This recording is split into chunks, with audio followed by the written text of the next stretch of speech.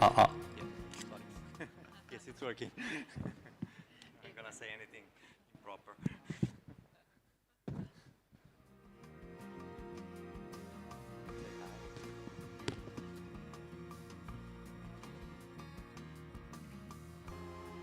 Hello, nice to meet you. My name is Marco. Marco, my name is Moin. How are you? Good. Thank How you. is Nice to everything? meet you. I will moderate today, so I will just Okay. introduce you and maybe read your bio in the beginning. Yes, But, all right. I work in VCU, and so You I'm work in very, VCU? I'm very familiar with your office. Okay, all right. Yeah, Okay, yeah. I'm looking forward to it. So if you have any questions, just let me know. And Suraj, sorry, just to make sure, this is just a presentation. So if people want to ask questions, please, there is a space for this. 5 minutes. Yeah. Around 125. Yes, I will let you know when it's time.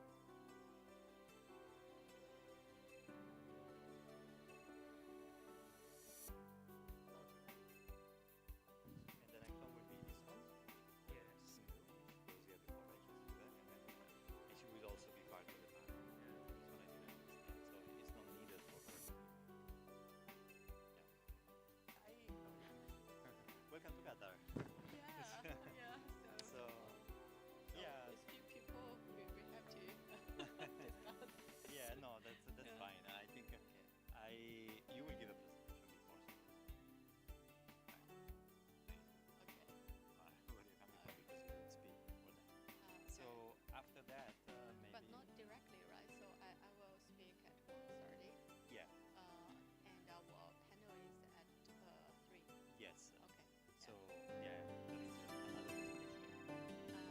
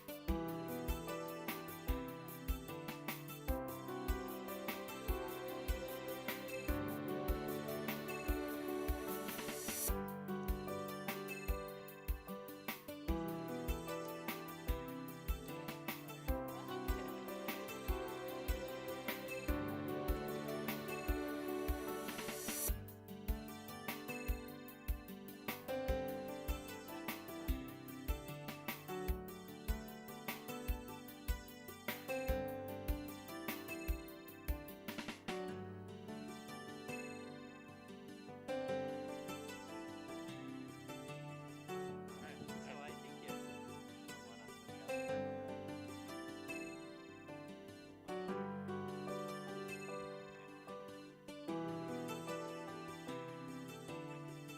What is it?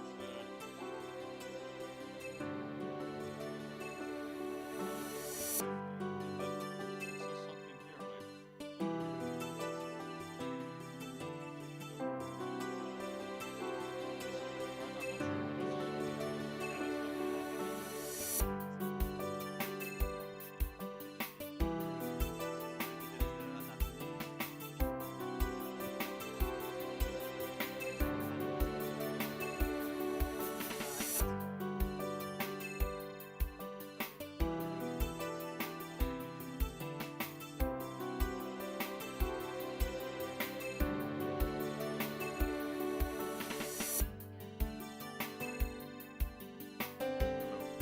Yeah, it's working. I think it's working, yeah.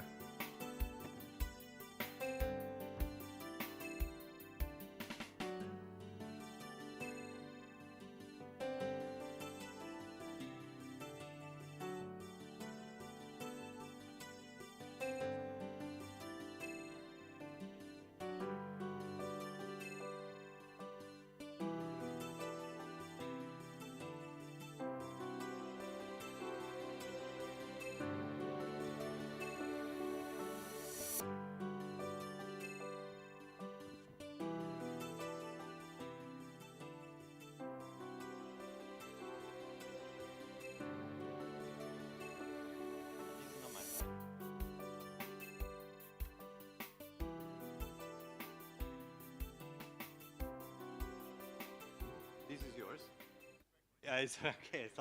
I thought I had to read it. So. Okay. Okay. Shall we start? Yes. All right. So welcome to this session of Cityscape talks that will explore interesting features about Doha Cityscape.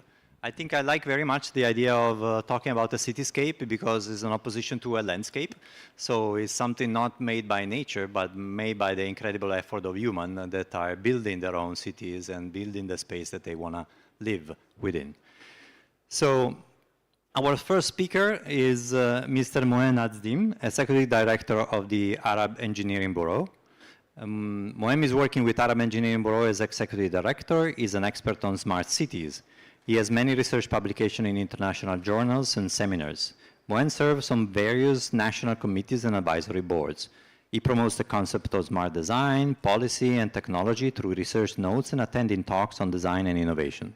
Some of his major design and planning projects in the regional area are Al Tumama Stadium at Qatar, tram integration at Musharraf, planning and design of Mohammed bin Zayed City at Abu Dhabi, Al Morgan Center and Business District at Khartoum, master plan for Williyat of Haima in Oman, and Central Doha and Conference Beautification Project of Qatar.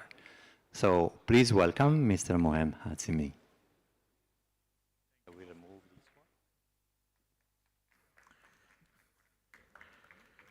Oh, where is that thing? Sorry, guys.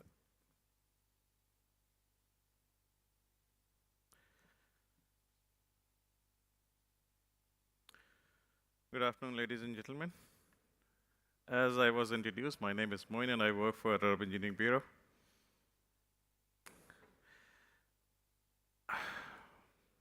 The title of my presentation today is Shaping Qatar's Identity, the Role of Architecture and Design. Let me first introduce where I belong and which company I represent. Arab Engineering Bureau is in Qatar from over 50 years now. We are mostly doing architecture, urban design, planning, engineering, and infrastructure. And we have our presence almost in multiple countries, and we have got 3 offices in the region. So a number of projects which you see on and around Qatar, some of them very prestigious, are designed by Arab Engineering Bureau. Let me start my presentation with exploring the intersection of tradition and modernity. This image which you see on your screen is a satellite image from 1963, March. This was probably you can say that this was Doha, more or less. You can see a couple of features which are still there. If I just flip through the Doha, as of now, you will be able to recognize a couple of features which are still there. You can see the Amiri Diwan, the clock tower, and this masjid which is still remaining from 63s. Most of the urban scape is changed, the form is changed, the shape is changed, probably the use has changed. And this is how the Doha evolved. So now let me take you through this wonderful journey. Actually, this is such an interesting subject, talking about the history, how the cityscape developed, how the urban scape developed, that it cannot be really covered in a couple of minutes and 20 minutes on which I have been asked to present. But definitely after the end of this presentation, you might Google something and search for the history and search for things which probably you will see it over there. Now, the Qatar's unique architecture. There's one thing which probably you will notice in if you drive around the Qatar, that the architecture of this place, at some places, is unique and traditionally kept. Actually, this is the beauty of this city. Now, how does this involve? 1823. If I have to define the sum up of the Qatar's, like the Qatar's urban sprawl, urban development, there are 3 words basically: boom, bust, and boom. The reality is, like, right from 1820s until 1890s, this was the era which was evolved. But right from 1890s, it was an era which Qatar has seen a boom basically. And that boom was basically due to the pearling and the main business of which was there for the Qataris. Now, if you see this timeline, 1823, the area was about 100,000 square meter, probably half of Sufagif. Yeah, that was Doha. It grew, and in 47, it grew about 1.8 times bigger. The seafront was about 4 kilometer. The area was about 800,000. And in 1952, basically, it became 4.8 times bigger with a 7 kilometer of a seafront and 20,000 population.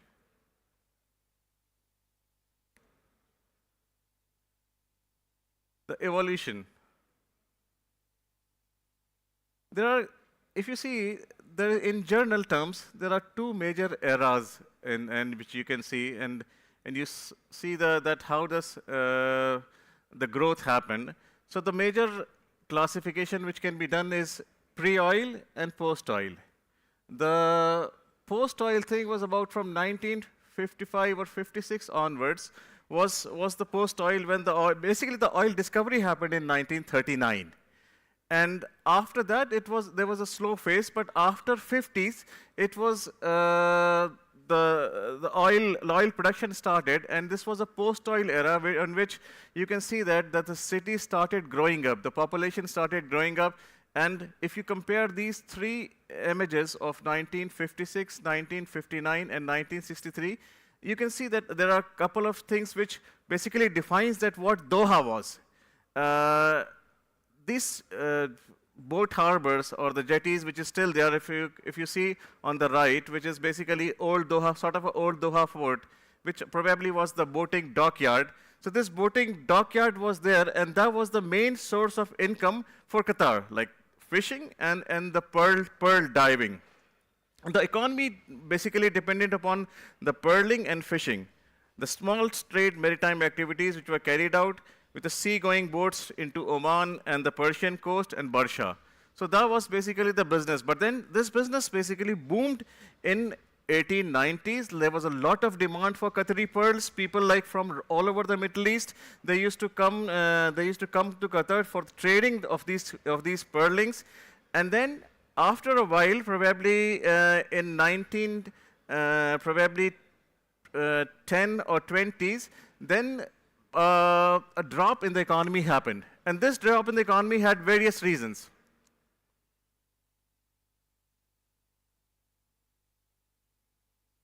This is more or less like if you see that in 50s, how Doha looked like, what were the sources, and where were the main settlement, what was in terms of civic amenities, the utilities, what were there, and this was just show you that how does the city evolved.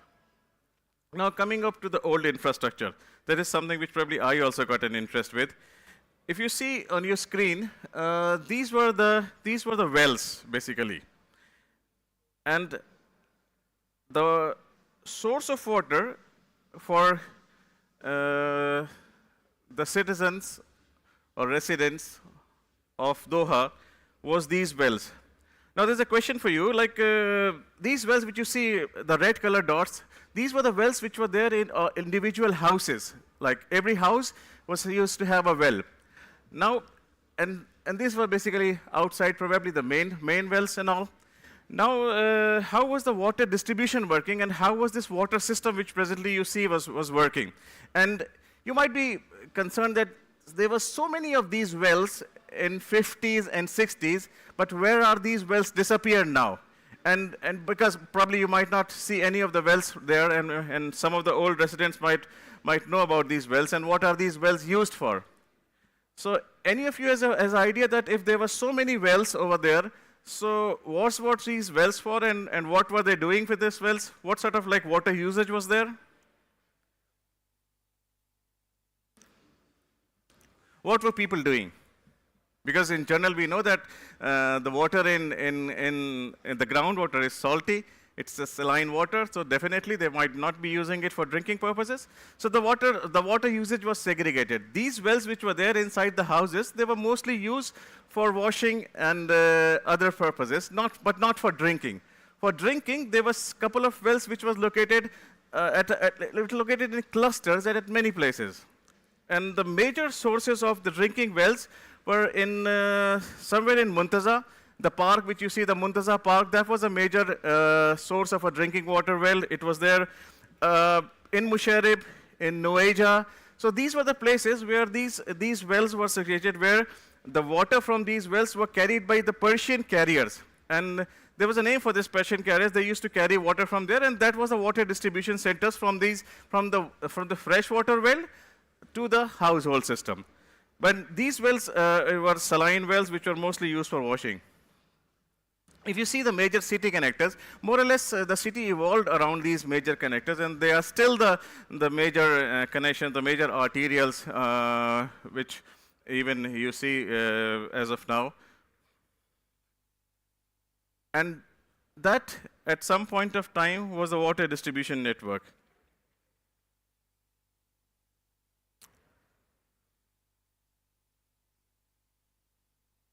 That was a picture of Doha in 1965. You see that most of the urban development started happening.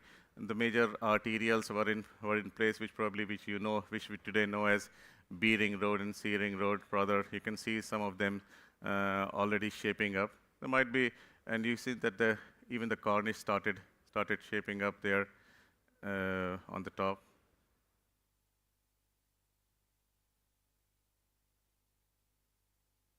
This is something which is now. Now let me introduce you an interesting project, which is, the title of this project is Old Doha Model.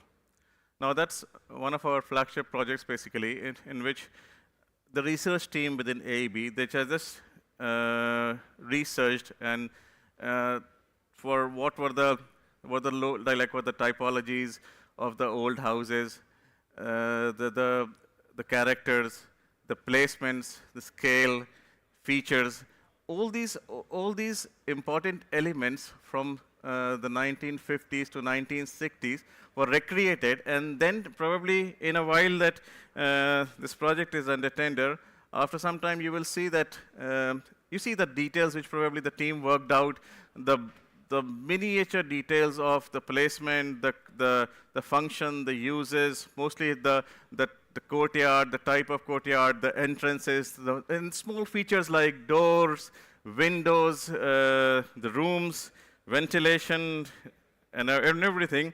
And with all this information, with all this history collected, a live model where basically you can just go into and experience the old Doha, the Doha of 50s and 60s. This project is on, and probably after a while, maybe after 2 years or 3 years from now, you can really go yourself and experience how Doha was, how Qatar was in the 50s and 60s. So that's a very interesting project, which is probably under tender nowadays. It's a recreation of old Dohas of 1950s. Something which will remind people of the rich heritage and the culture and the traditions, probably, and the way the buildings were, the way the architecture were. So, and the location of this project is probably around the old Doha ports.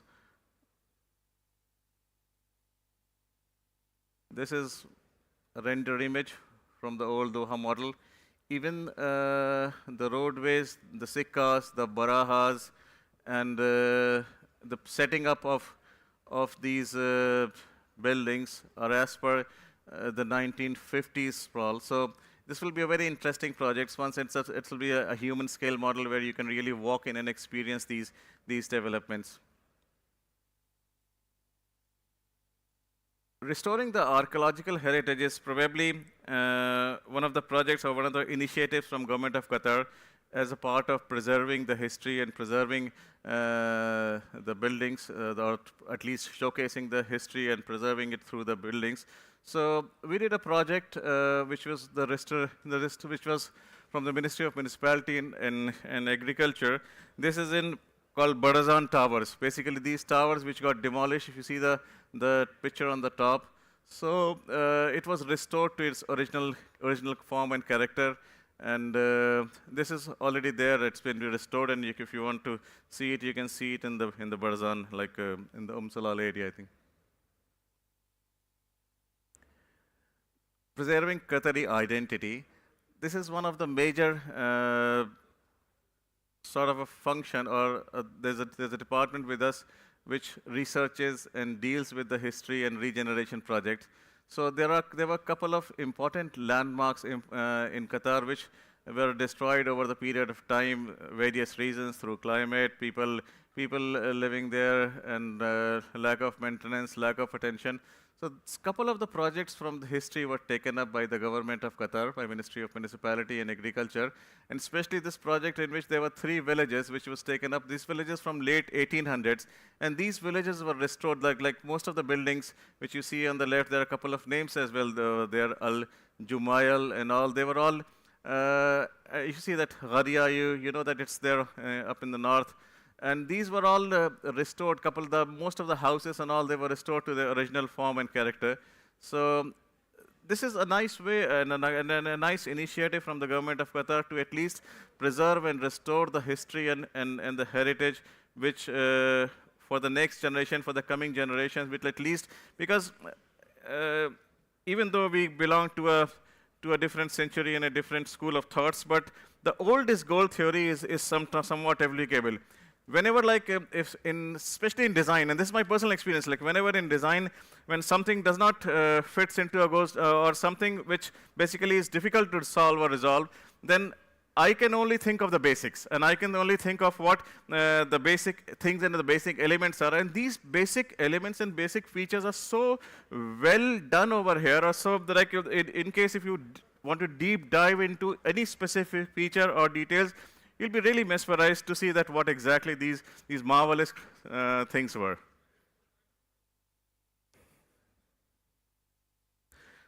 This is an extension of the same thing, like preserving the vernacular architecture of Qatar, and these are a couple of projects which you see.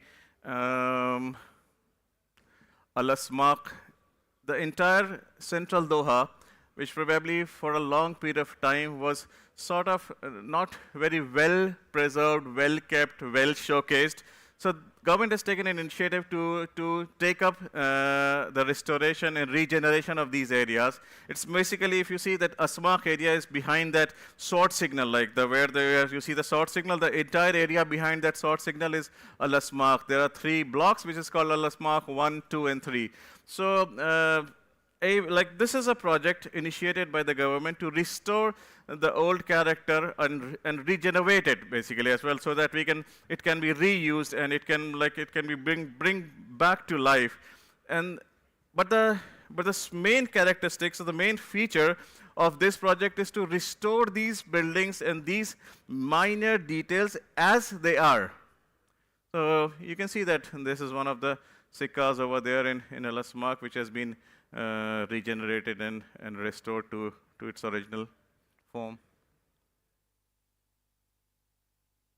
There are a couple of important houses over there, in which Najada houses, Sheikh Suhaim's palace, and there are a couple of major buildings which over the time were dilapidated and got destroyed. So these are a couple of buildings which were restored. Which were pre-oil, basically it belongs to the pre-oil heritage buildings which were restored. And now you can, if you are going to the old Doha part, you can see them over there.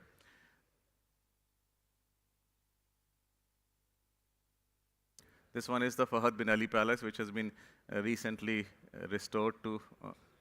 You can see the details on this picture. That's something which is modern now.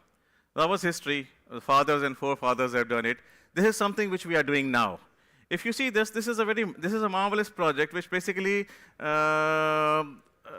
it's there just to show the place marking thing. If you go to the sword signal, this is just behind the sword signal, and we call it Iqra, the park as Iqra. Iqra is basically, if you see, from the Islamic perspective, the Iqra word means to read. And that's basically the first word of Quran. So with this word there, if you see this Google image, we just try to interpret this called as a sculpture plaza, and this Ikra is there on the ground. You see on your left the word Ikra, and the way how it was like, this is from the studio, that this Ikra was conceived, that why not to make it as an Ikra Plaza, and this Ikra Plaza has a satellite image of Ikra Plaza on the Grand Hamad Street. Oh, you might be wondering, what is this 100 Riyal note doing? So that's our project, which is basically the old Doha, or the Grand Mosque of Qatar. And this is again a marvelous piece of structure, simple and yet elegant. So that's basically like making of the national identity through architecture.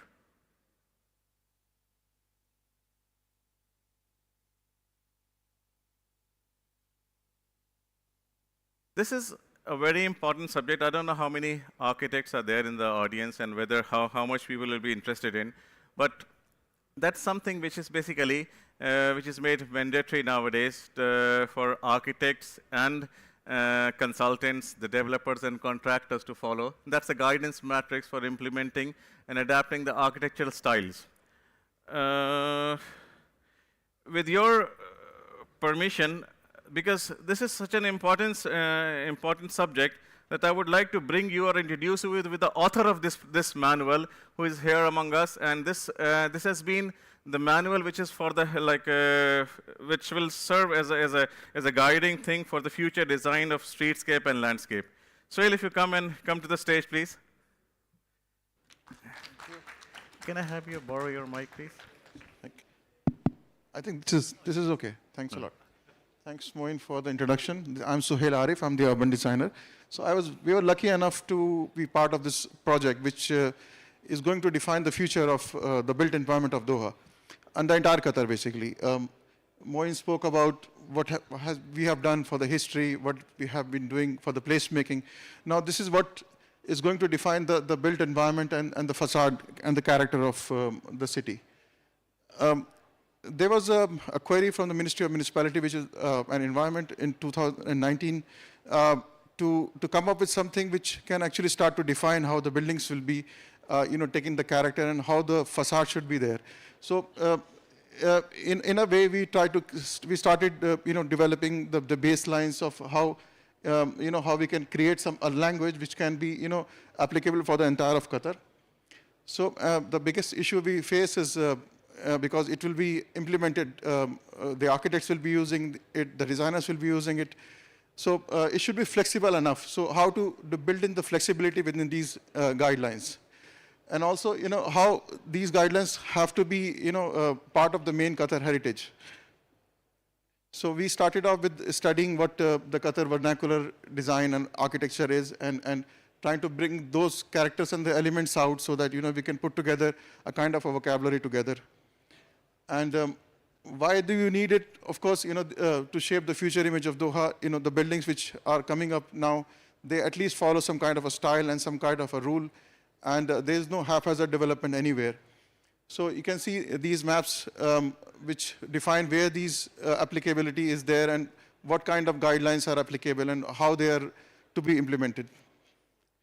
So the process which we followed was, we really looked back to what the history of Qatari architecture is. What we went into the pre-oil architecture, what are the elements of those, what really defines that, and then we went into the post-oil character. We documented all of those, and then further on we have the newer styles coming up in Doha, the contemporary, and then the modern ones, and also we have the other styles like we have in the Pearl.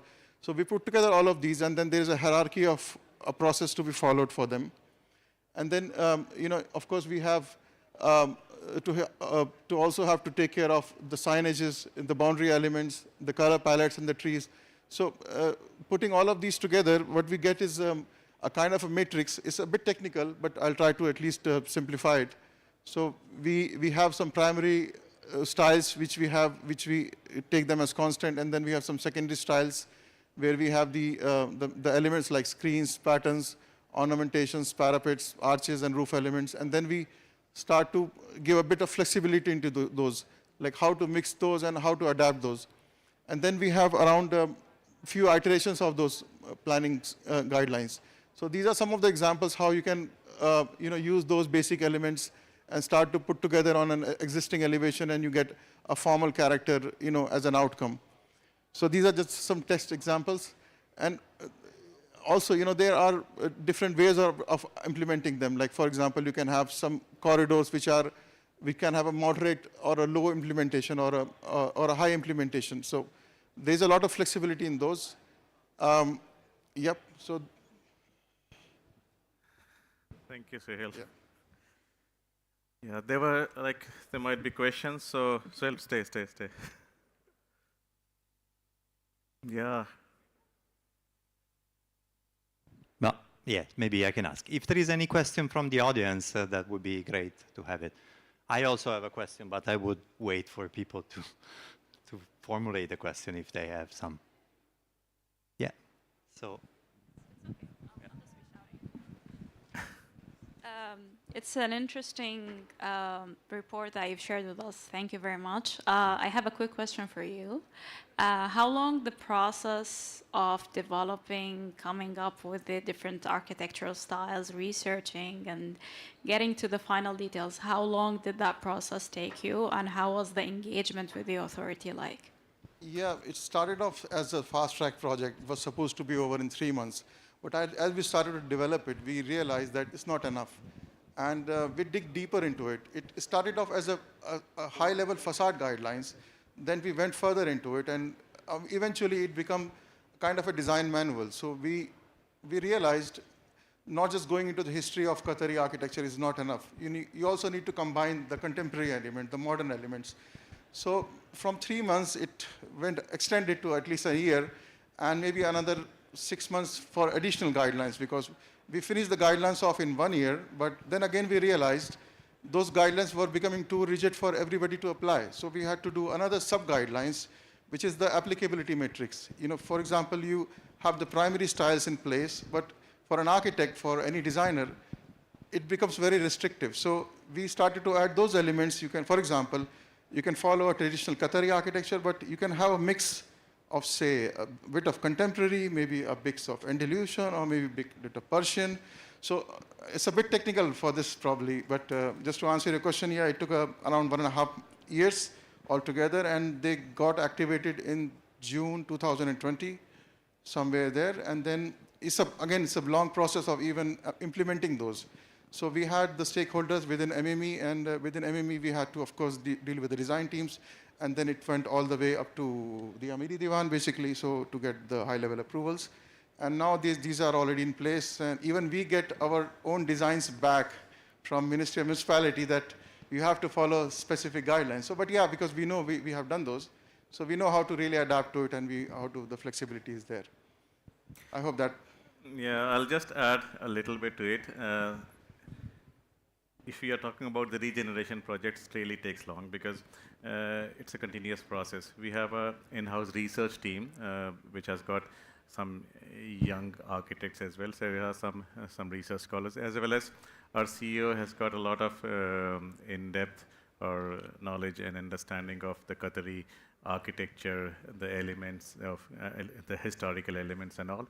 So all these regeneration projects basically goes to this team, and most of the outcome which you see for the regeneration jobs are as part of this outcome of this research team, which sometimes it takes long because it goes into a debate of whether it is like this or it is not like this. But then it's really not simple, and this all depends upon the team and the buyout of the client and all.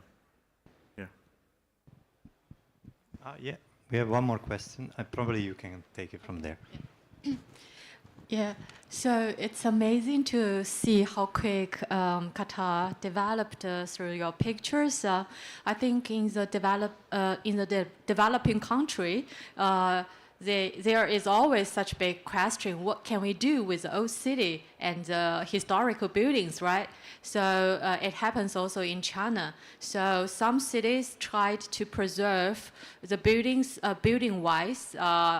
Some of them preserved is quarter-wise. I just want to know what is the measurement here?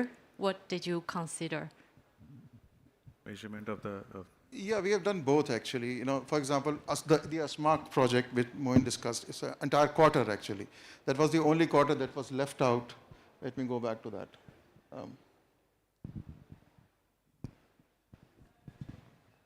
Like this one, it's next to the Musharraf, the existing Musharraf area, and then this is the Musharraf station over there.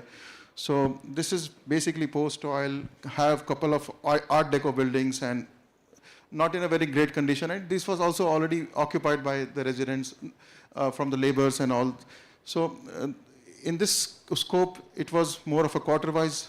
And then also we are also looking at, for example, the streetscape development. If you see on the right, you know, we also again pick the whole, you know, clusters and the whole neighborhoods together. You know, for example, how you apply, you know, the facade principles. But yeah, Qatar also has the other elements where we have the old forts and the smaller mosque and the smaller villages. So then it can be also very, very specific. So, you know, those conservation and rehabilitation measures can also be, you know. So it's both actually. It's the scale is sometimes, it depends, I mean, what you are looking at. yeah, and especially in Qatar, what happened is like there's the cost of development or the urbanization or the rapid boom was that most of these historical buildings were either damaged or destroyed. So whatever main features or the main blocks were left, finally, like at some point of time, the government of Qatar realized that. So, and these blocks are from the scale of a couple of houses, like say 50 to 60 houses, to an extent of like about a bigger block. These are a couple of blocks remaining, and apart from these blocks, there are specific buildings only remaining, which has been regenerated and restored. I'd just like to add, like for example, this is just behind the the Bank Street. On the left, these are the only 18 pre-oil buildings left in Qatar. These are called Najada houses. Very few are now remaining because maybe the leadership, maybe we realized it much late, you know, after, you know, cleaning up the whole, you know, for example, the Bidda Park. It used to be a few villages 70, 60 years ago, and there's nothing left now. So the realization maybe came late, but yeah, for example, these are the ones which have been done in a cluster because, you know, they eventually, you know, have a similar language. Yeah. Do we have a sorry, yes, but Yeah. we have to. It's very Yeah. interesting, but I think we have to move forward, otherwise we remain behind. Thank you very much for Thank the you very very much. insightful presentation. Thanks a lot.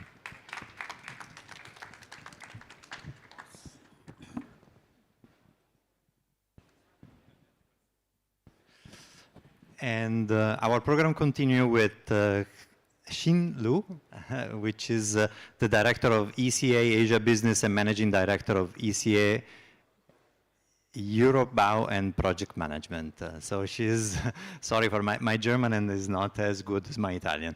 So it's a pleasure. She is an architect. Sindhu is an architect and an urban designer with more than 20 years of experience in the field. And she will talk about the future eye, ponder on the future of shopping center.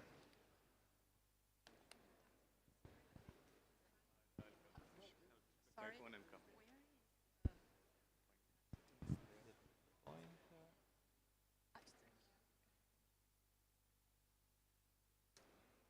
To change the slide? I don't know, maybe it's not this one, no?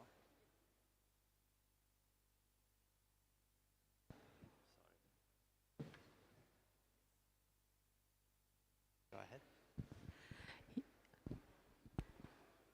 Yes, thank you, Marco. I think the name of our company is a big challenge. It's not easy to say. So the ECE, maybe the first picture, we just want to answer your question. So what is ECE? So you just asked me what ECE means.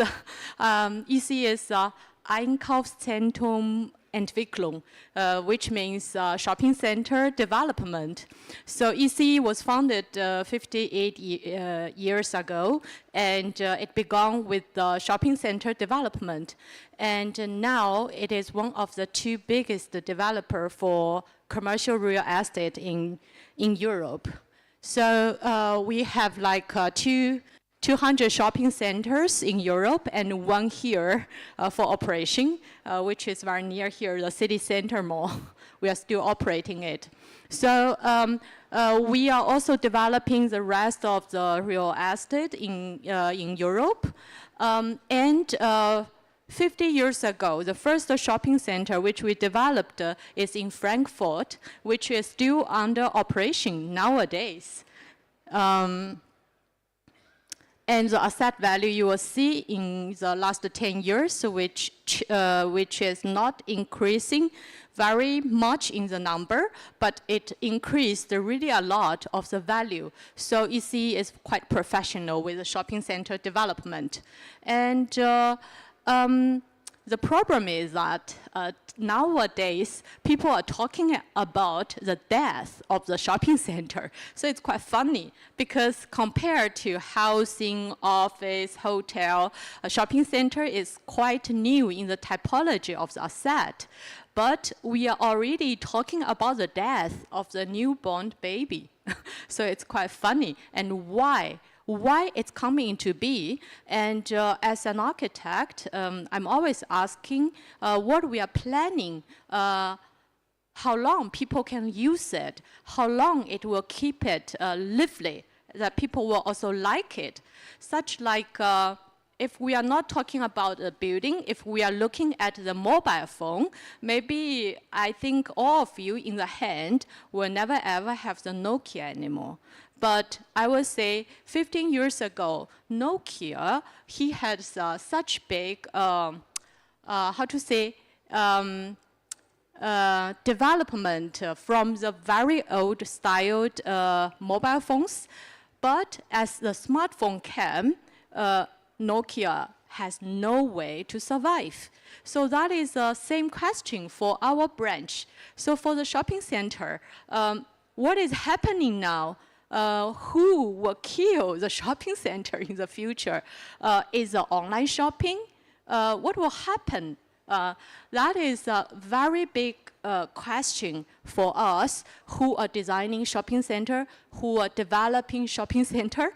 So several years ago, I think it's like 8 years ago already, ECE started a research. We call it Future Eye. And in Germany, we say if you have a crystal ball, maybe you can see through, you will see what will happen in the future. But unfortunately, we didn't have. So we wanted to have a future eye to have a look what will happen in the future. So yesterday, I came to Doha.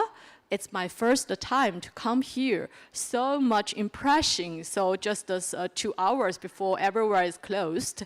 So it's so interesting to see everything here. And I heard in Doha, there are already 40 shopping centers. Unbelievable. It's really dense, right? So I will try to visit as much as possible. And yeah, so the shopping center are developing very quick in Middle East. I would say I'm Chinese, and in China, 10 or 15 years ago, there was almost no shopping center at all. 15 years ago, there are maybe 2 or 3. You can count within this hand, you know, so it's not so much. But nowadays, it's unbelievable a lot, and it develops so quick. And at the very beginning, ECE is very welcomed in China because we are expert for shopping center development and design, and we are invited everywhere. And we are trying to transfer our know-how to China. Nowadays, it's different. I would say it's like a double size. On one hand, because of the long year operation experience, and in China, it's only 10 years, right?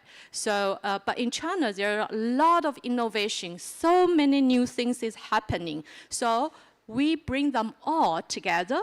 We bring it also into the Future Eye project. It's just like in the laboratory. You put this and put that together, and boom, you will see what will happen, right? So it's amazing. We figured it out how the future, in which direction the shopping center could develop. if we want to understand the future, maybe we can first have a look at the history. This is a picture 40 years ago. It's just another a shopping center which is on our campus in Hamburg. And the people are waiting before the opening day and so excited of the shopping center.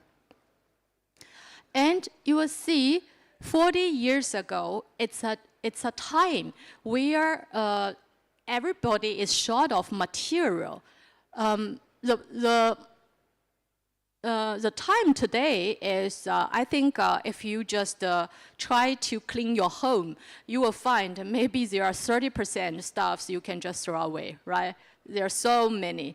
You're always considering, do I need another shoe? Maybe I should have to throw away 3 parts of them. So we are full of material. And maybe you have problem how to make your wife happy. So what kind of present I can bring to her? I will always be happy if my husband brings something to me, but I don't know if your wife and the kids, kids is much easier. You see the picture, kids are laughing. Kids is happy with everything in the hand and they show it also. So because kids are still young, they didn't enjoy material for 20, 30 years, right? So if you consume the material, slowly you will get tired of it. The material is not the thing which can bring you to the happiness anymore. So what can you do? It's very interesting what happened 3 years ago, the pandemic. Pandemic make us to consider what is your demand as a human being again. That is also what our professors, as I started, asked us, okay, you always have to take care as an architect to ask for the demand of the human beings. So this is a picture which our colleague showed me. So in the pandemic, she is only allowed to stay at home, and she did just wine tasting trip in his own apartment. So it is like.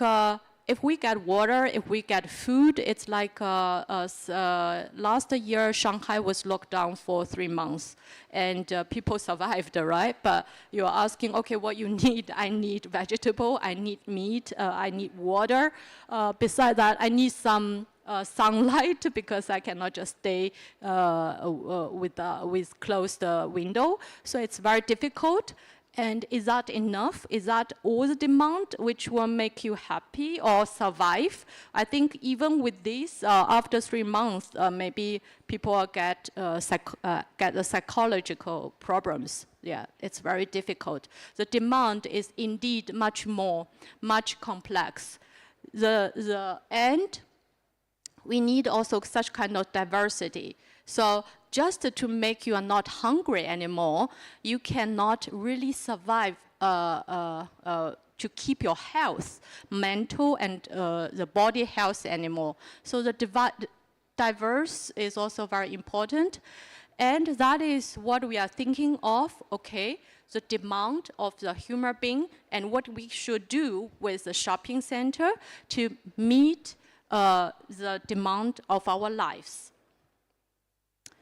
So we say, okay, there is pandemic has a limitation, and our shopping center should give the diversity and the high life qualities.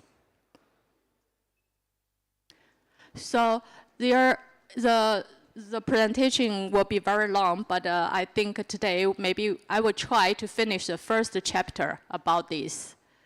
So the first thing, how the shopping center could survive. The first thing which I always say is, please learn from Disney. So Disney is so old, but it's still very, very successful nowadays. And why the Disney is so successful? Because it gives the impulse. You will see? It gives the impulse of the people. It has also themes. And we are thinking of our shopping center. So shopping center is not just for selling stuffs. So what you can give people beside the things which you are selling. So this shopping center is in Vienna, and which is very near to the mountain area. And there is a lot of very beautiful landscape around it, where people can do the sport. And that is the reason the shopping center get also a lot of competitors. We want to refurbish it, but how? Just to make everything more beautiful, just to make it more stores in it? No, it cannot keep it very attractive, and it cannot also enlarge the catchment area, because the catchment area is normally like for us 30 minutes with a car driving, but we want to enhance the rental. We want to get a wider catchment area.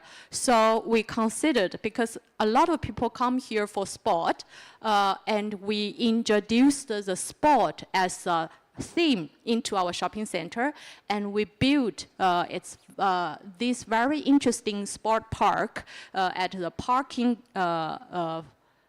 plot before the shopping center. And you will see here the shops has a very good interaction with the sport area. Like here, you will see it's a shop selling bikes. And before the shop, there is also a place people can try it out. And so the whole park looks just like a fantastic sport park. And so it changed the situation. And the catchment area is also getting to be like 45 minutes. And the second thing is seek for the freshness. To be honest, or to be very honest, if I'm not an architect who is designing shopping center, I don't go to shopping center. Because shopping center for me is too boring. I mean the normal one, not which we designed. Also, some other people designed very interesting shopping center. But the traditional shopping center, because in it you will see everywhere, they are almost the same chain. You can see everywhere. So yesterday in the city center mall, I saw H&M. I even see the F&B, which is coming from Europe, is the same. So I have no problem with orientation. Fantastic. I can find my food very quick. But the problem is that, am I in Qatar? So I don't know. So that is also a topic which we will talk about it later. So it's international, it's global, it's easy, it's efficient, but it's boring. So the freshness, people always need something which is from the region, which from the local, and they always need something new. So if we think of the retail, at the very beginning, as a city come into being, it is market. So the market is amazing because on the market, there's no global chain. There's always something new, and they are always mixed. You can buy something there, you can also test something there. Children can play there, so it's also mixed. So such kind of market is very popular now in Europe, and now it's also getting to be more and more interesting in China. In Thailand, which I visited the shopping center, it's also the case. There is a very beautiful one, huge, the whole B1 is one market underneath. So it's with Thai food, a lot of local food, and it's very, very beautiful on the water with a ship, with flowers. So it's really poetic. So why not we find such kind of thing, and it's always fresh for the people. And in Berlin, there is a shopping center which they integrated such kind of kiosk. And in the middle, the kiosk, they a brand from Berlin. They are very innovative brands here, and they will exhibit there only for 3 months. Then they will change it. So each time when I go to Berlin, I always want to visit there and check what is happening there. Is there something new which I can get? Yeah, so in our shopping center, we are now trying to do more and more like roadshow. And because a roadshow, it's always something new. So in our mall area, we are doing a lot of such kind of events. Another thing which is very interesting for architects and even more interesting for urban designers. So I'm also a city planner. So I always have the dream to insert the public open space into the shopping center. So I always talk with our developers because we have to calculate how much investment we will put in and how much we can get. If you design one shop into there, there is rental. But if you design just a public open space there, it's only cost. What can you do? So that is what I always discuss with them. People come to shop nowadays better, not just in purpose. What does it mean? Online shopping is more easy because if you want to buy a jeans, you just click and it will come to your home. You even don't have to go anywhere. So so the reason to go shopping is getting less and less. So why? People need why I have to go to the shopping center. So if there is a public open space, you can meet your friends there. People always need to meet people. So that is the reason. Maybe you can go there, you can just have a look. People also want to observe people. Maybe you don't meet friends, you just sit there, have a drink, and you just have a look what is going on there, right? So the public open space will increase such kind of purpose to go to the shopping center. And by casual, if you already there, you see something which is interesting, maybe you will buy it. So a lot of stuff which we bought today are not just you planned it, consider what did you plan. So maybe you just see it, oh, it's so nice. Oh, maybe I can need it. Maybe I need it. So that is why people shopped. So such kind of public open space is very important. It's in Stuttgart, so in downtown area. This stair, so the city government wanted to take away this stair to build up some buildings, but all the citizens protested it and they love it. So we understand how important such kind of stairs are.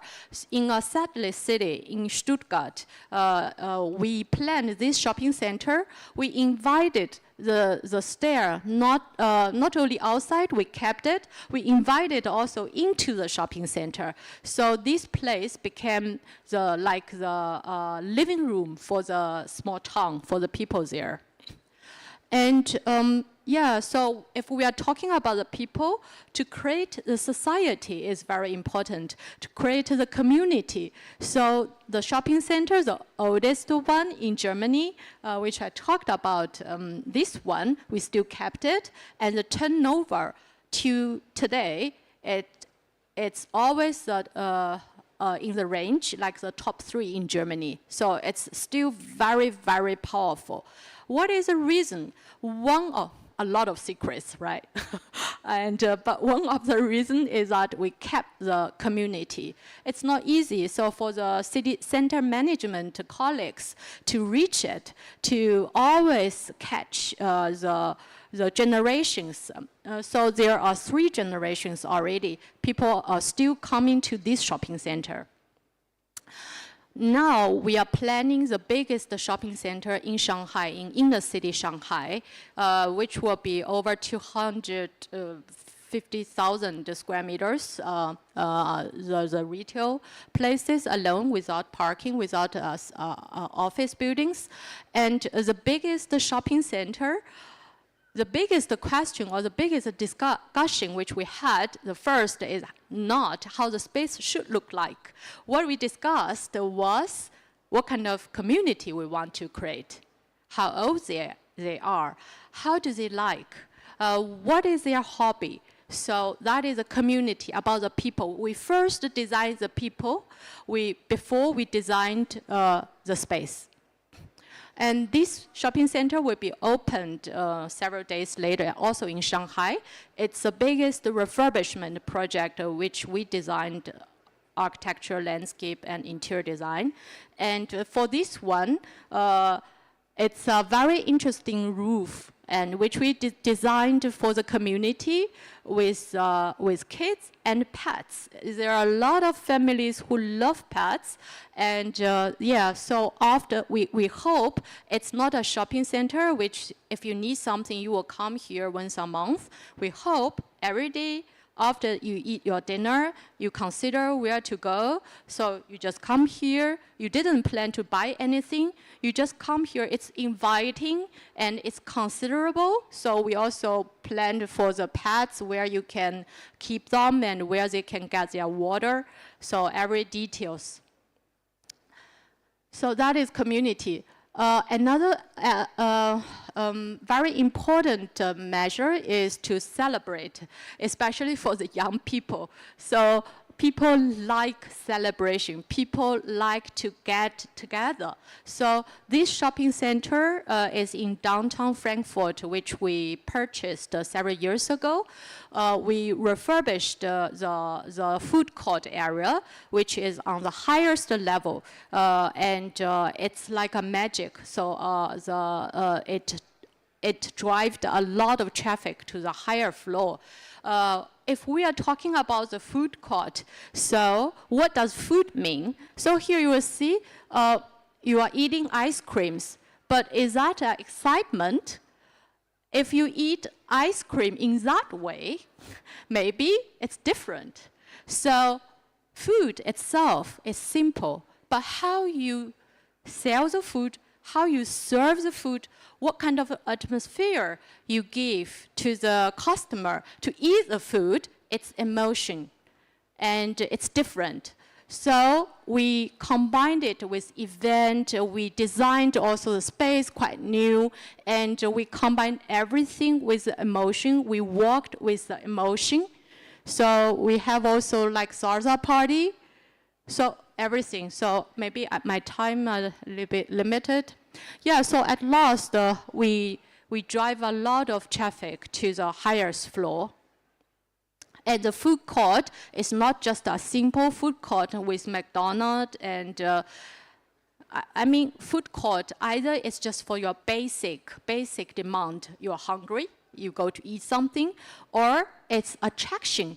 Go dining, it's something different as go to food court, right? So we want to create such kind of feeling of go dining to this place.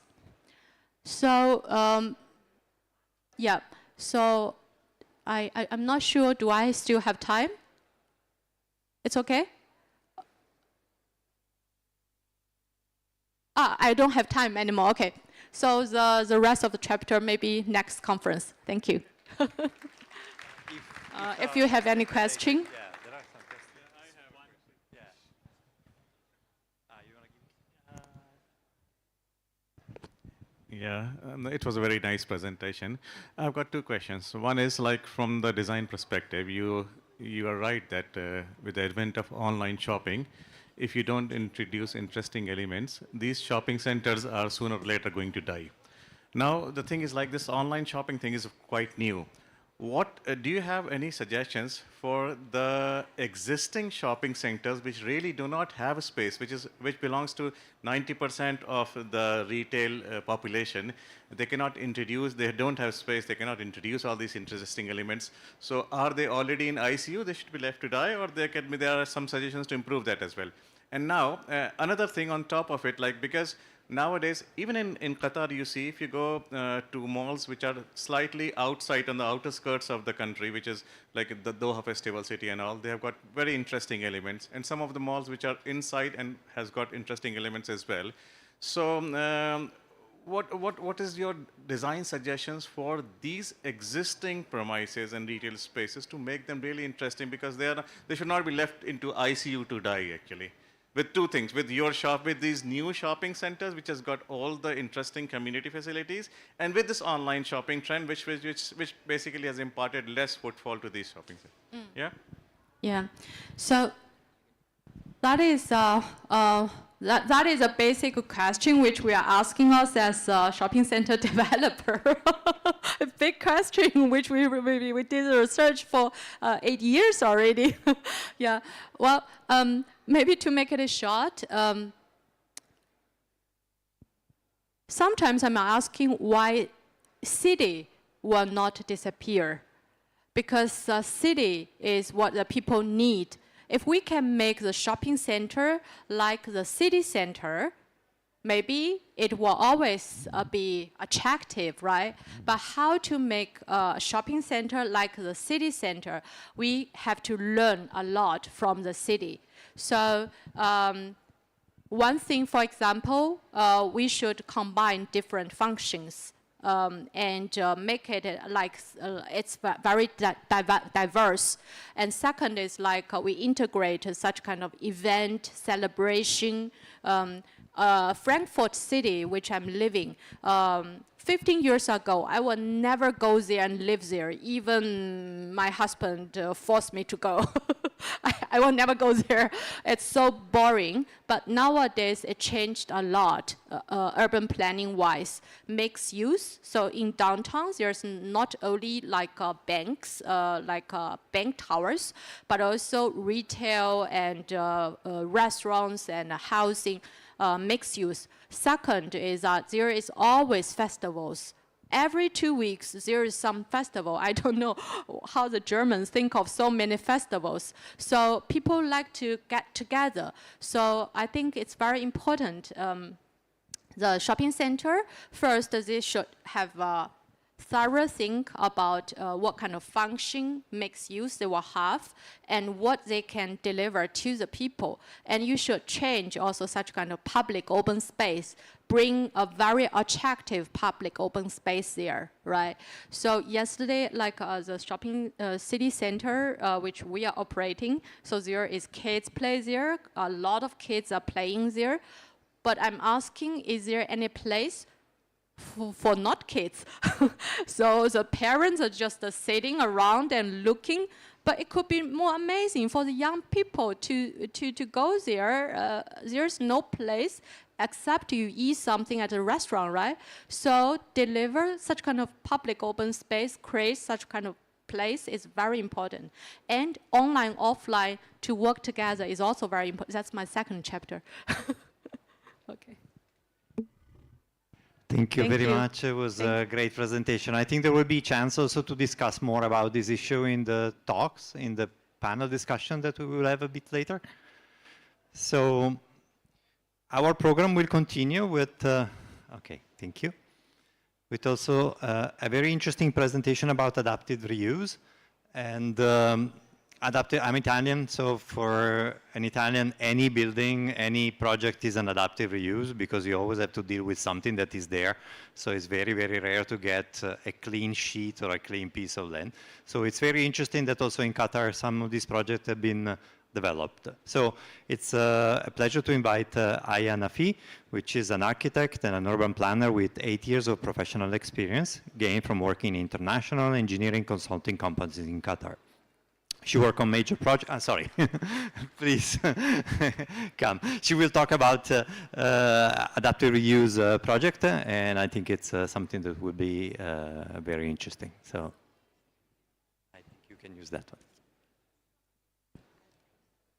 Yeah, you would press that is next, and this is before previous one. Yes.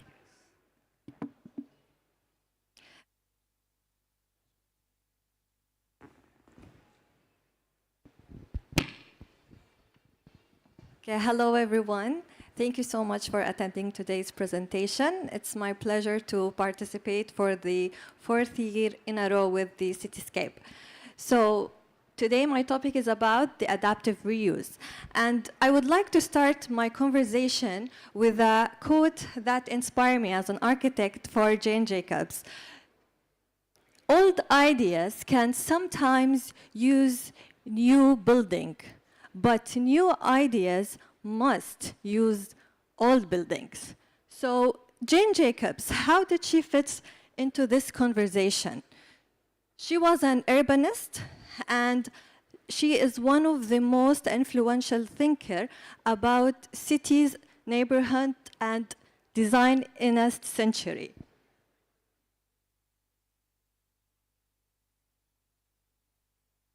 I would like to start my so to have more understanding about the adaptive reuse project, I would like to showcase some of the local and global projects as an examples. So starting from Qatar, we have the fire station, which was built in the 1982. So it is near Al-Bida Central Park, which is a local and it's a point of interaction and attraction for the locals and the tourists. The fire station project was used more than 30 years. And in 1912, the last fire extinguisher was removed. So how did they use this project? It was reused in the 2014. It is part of the Qatar Museum collection. So after transforming the fire station project into fire station artist residence, and it became a contemporary art, it began showcasing art and artist residence. So that supports the engagement of the local community and supports projects that create opportunities to build a strong and sustainable cultural infrastructure.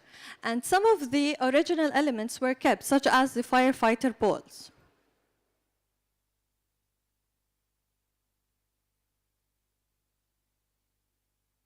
Another significant example of adaptive reuse building, the former Ministry of Interior building in the 1960s.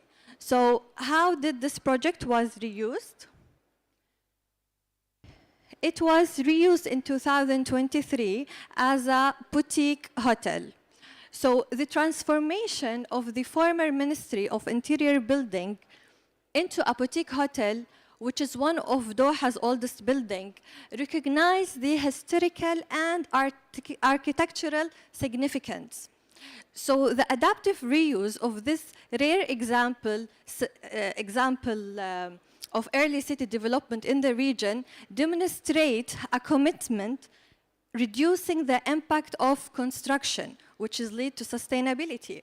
So, and this project has become quite popular to the local who used to work in the project to see where their office was and how it's looked like now. Going to Scranton in Pennsylvania, there is a project, the Marywood College, and this photo is the Marywood College for women's basketball team, so the sake of women empowerment. So this one, this college was growing and expanding, so it's needed a new large athletic facility. So this court was left abandoned. So how did they reuse it? It became reused to School of Architecture. And today, it's home to 350 architect students. And as you can see in the photo, it's used as a center court in the school.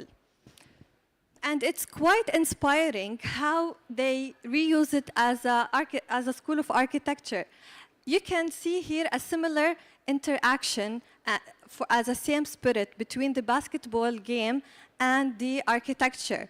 They meet into competition, creativity, and passion. And it's quite inspiring to the student to study in a place where once the team players won, played, and competed. Another example in Scranton, Pennsylvania, the Scranton Lace Company. The Scranton Lace Company was founded in the 1897 in Scranton, and this place employed over 2,000 workers. It was the largest manufacturer of Nottingham lace in the world. So after the factory closed suddenly in 2002, the historic building fell into disrepair. So how did they reuse it? So the building and the iconic clock tower have been painstakingly restored to their original grandeur. And here is today. It's home to residents, mixed use, retail, and conference event spaces. So this significant project celebrating the rich heritage of the past and creating a sense of place that is unequaled.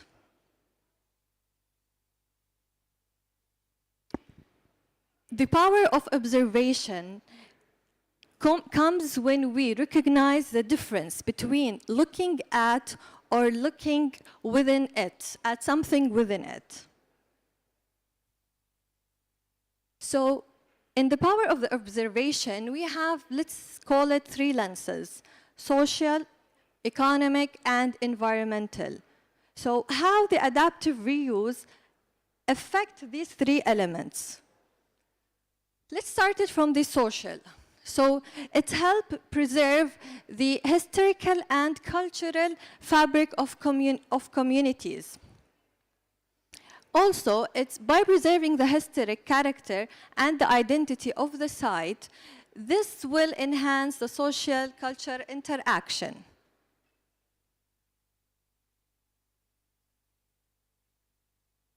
Okay, 1 second. Okay, and by reusing buildings, create spaces for community engagement. Also, this will lead to community revitalization because it will attract more visitors, more customers, and more residents who appreciate uniqueness and authenticity.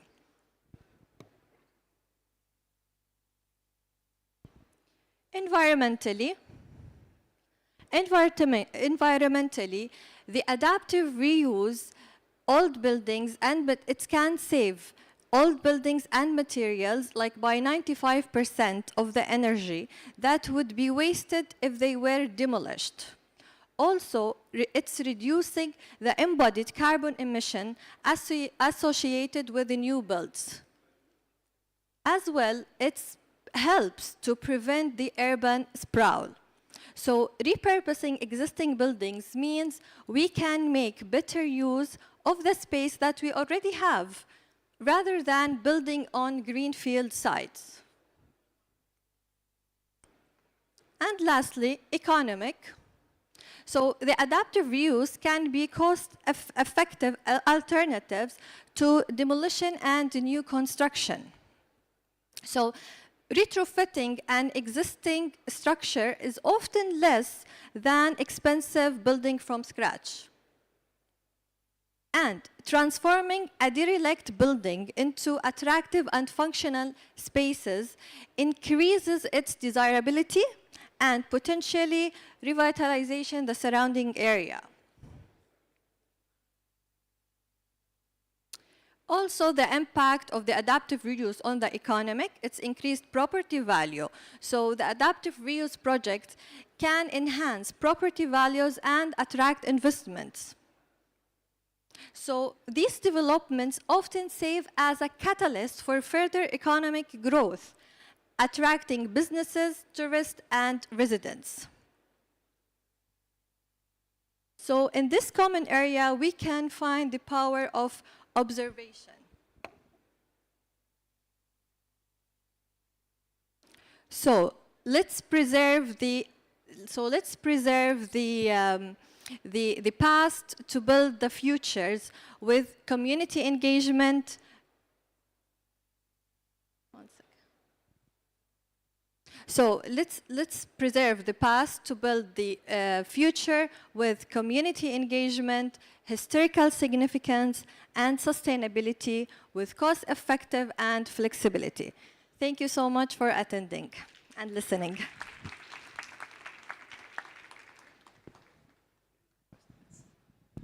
Thank you very much for the nice presentation. Is there any question from the audience?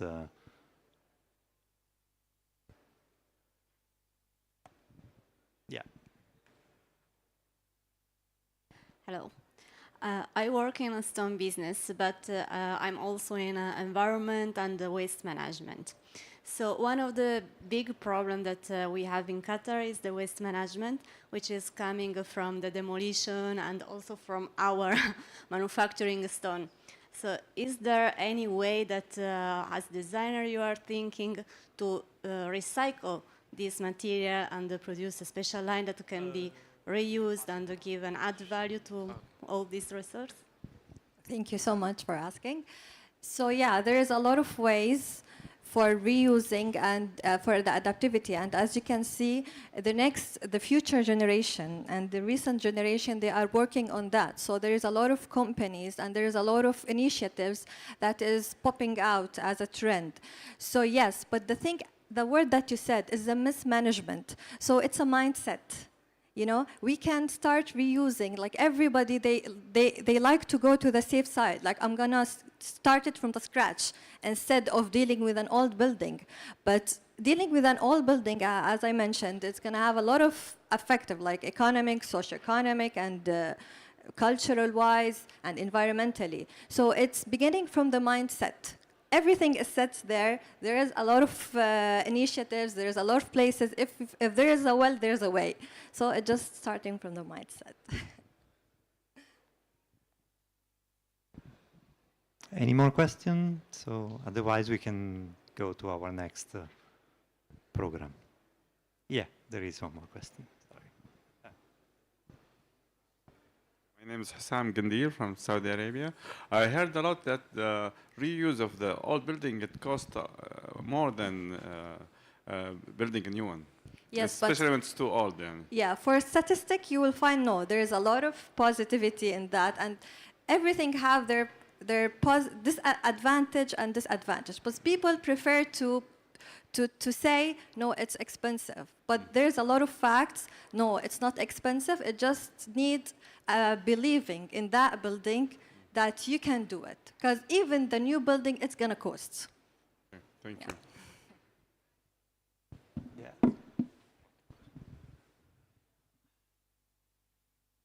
Hi, this is Nafi from Sankuban. We are a company for supplying construction materials. Just a comment on what Mr. just said regarding the cost of old buildings rather than building new ones, and to also comment on the waste management.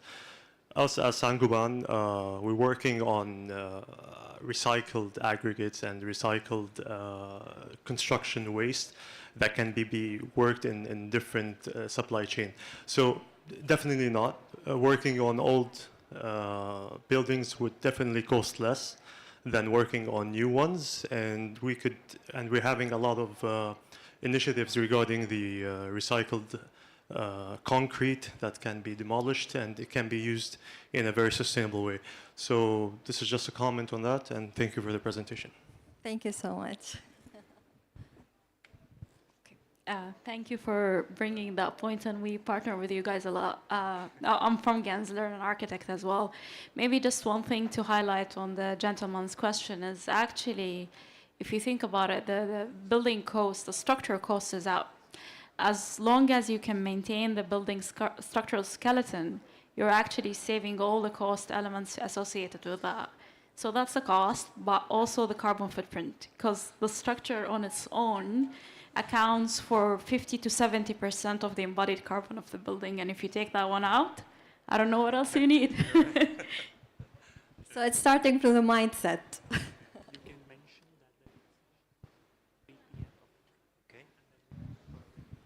Hi.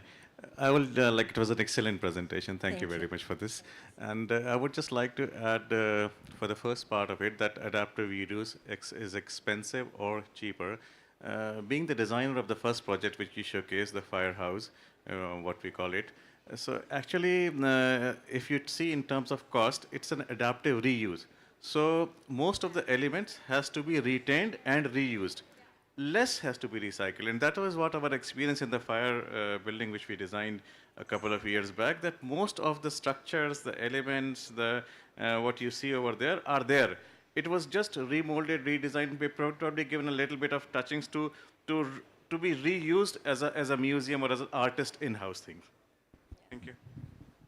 And by the way, this project actually affected as a socio-cultural and economic and environmental, because the fire station project has become a studio for artists, and there's a cinema, there's a cafe, and it's hosting the local and the international exhibition. So it benefits a lot of points and a lot of ways. Yeah.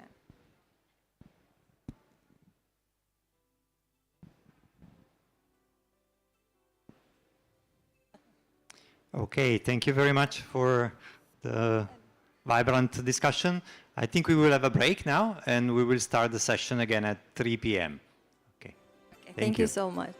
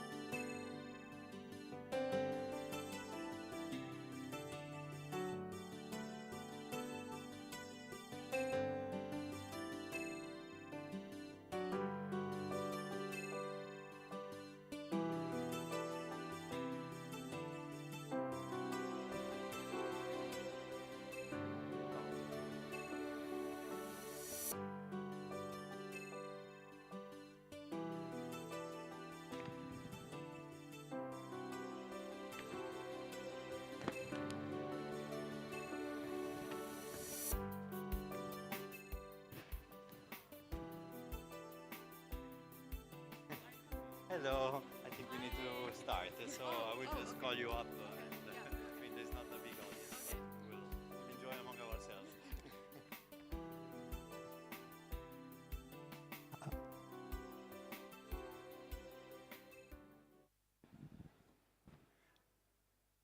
Hello, everyone. I think we are ready to start again our session. And our program will continue with a panel discussion about protecting and enhancing Qatar's build quality. And I would like to invite Samar Hussain to come on stage. She is a design resilient leader and associate at Gensler Middle East Abu Dhabi. And again, after her presentation on shopping mall, Xin Lu, I will learn how to pronounce it by the end of the conference. And so we can start our panel discussion. I will trigger a conversation among the three of us, but then it would be great if people from the audience decide to participate and ask a question, and feel free to do it at any stage. I sit down. So, okay, thank you very much for being here.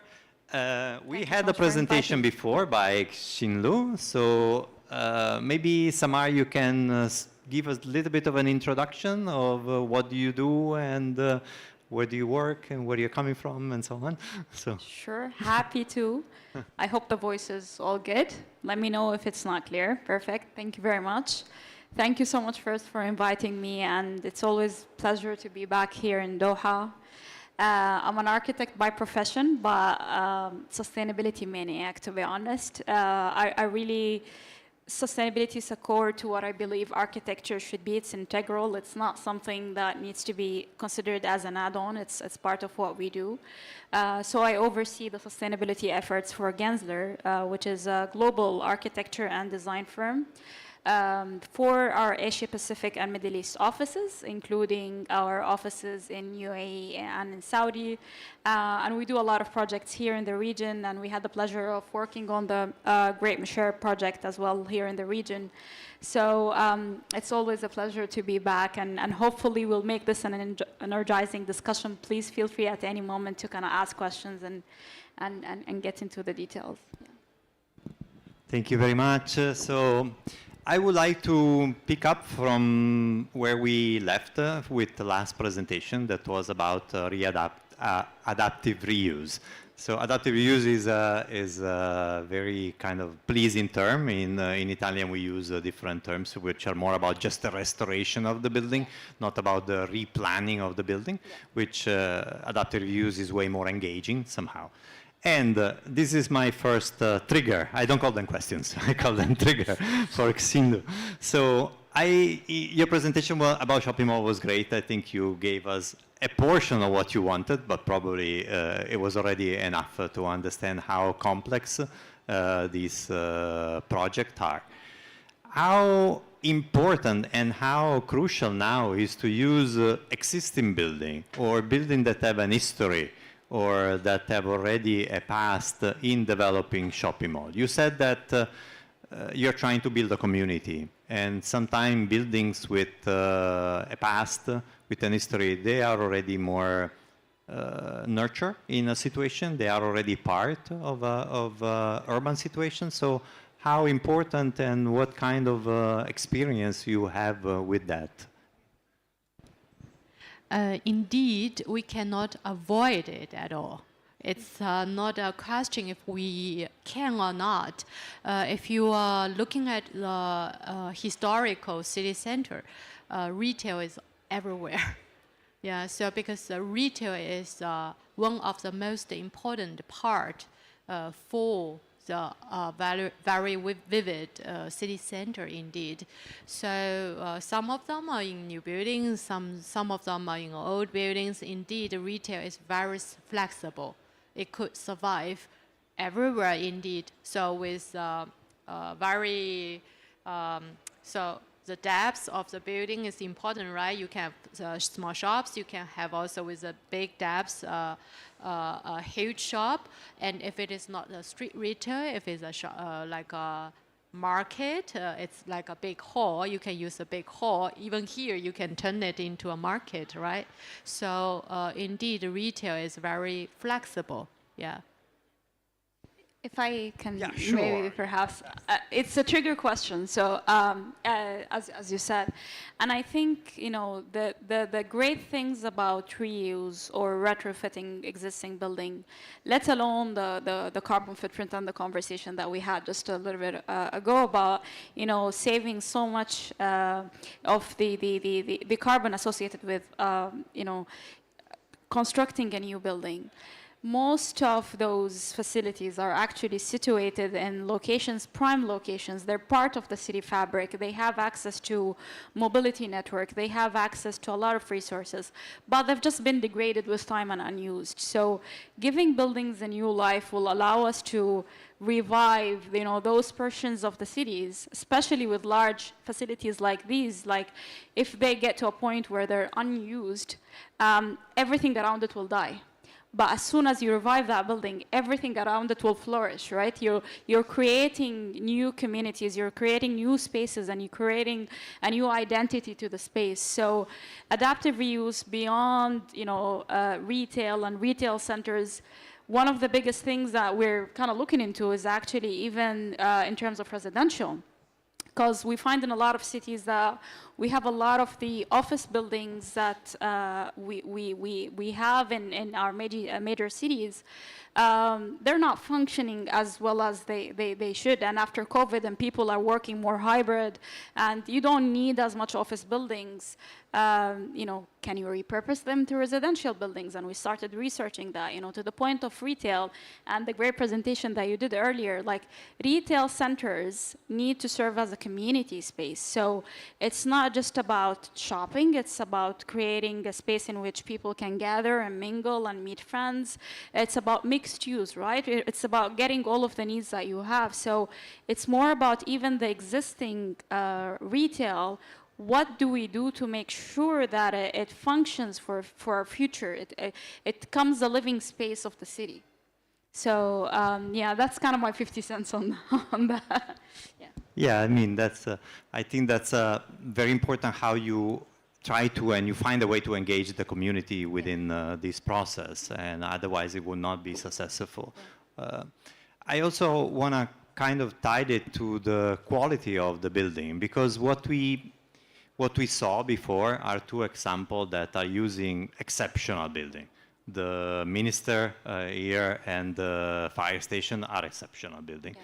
But it would be great if people start to think about average building as a way or as an opportunity to practice adaptive reuse. And as you say, if you use existing structure, as you said before, you save a high percentage of the carbon footprint. Yeah.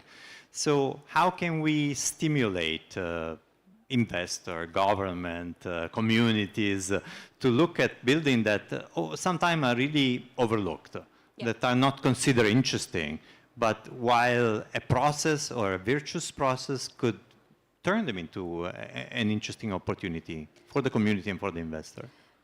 I think, the process starts actually from a governance perspective, because if building owners and developers are actually incentivized to use existing buildings, they'll definitely do it. And I think the second biggest piece, especially in our region where there are a lot of questions and people who want to know where to put their money, right?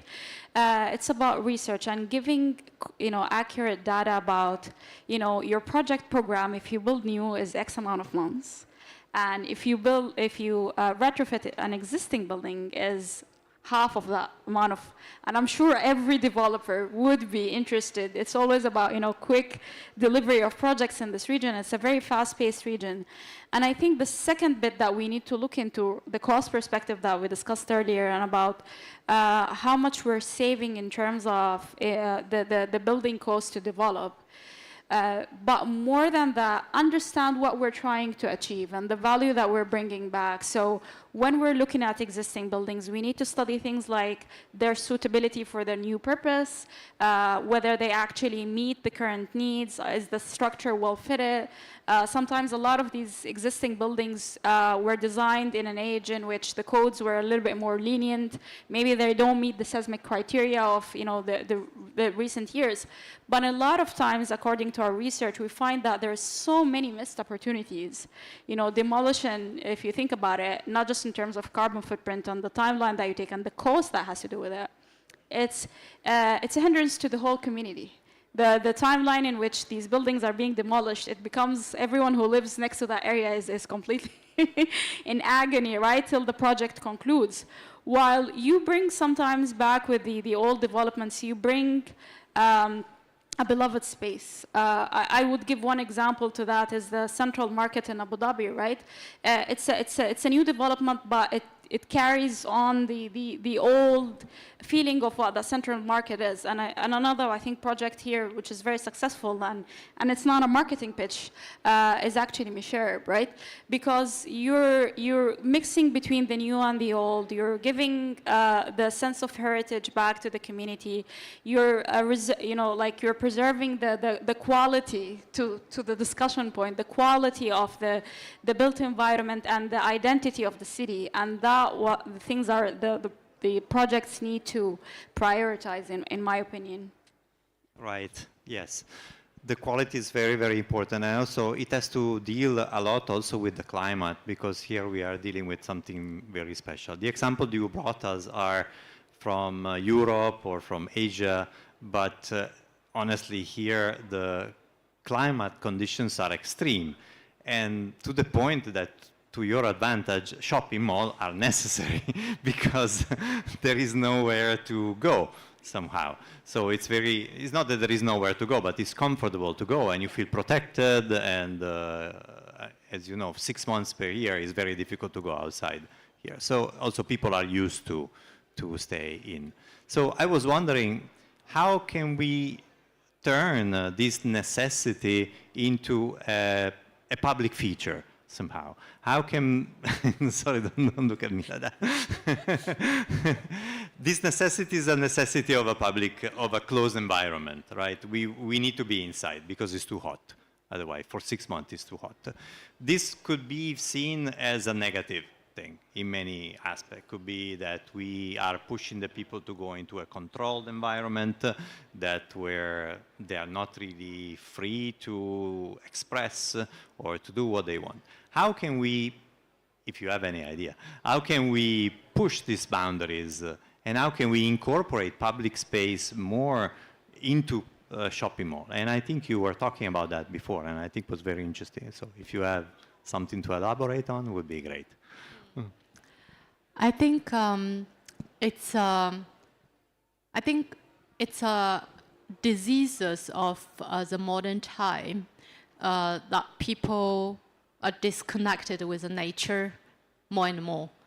And we say traditionally shopping center is like a closed box. If you are staying in it, of course, you are disconnected with everything. Even it is disconnected with the urban context.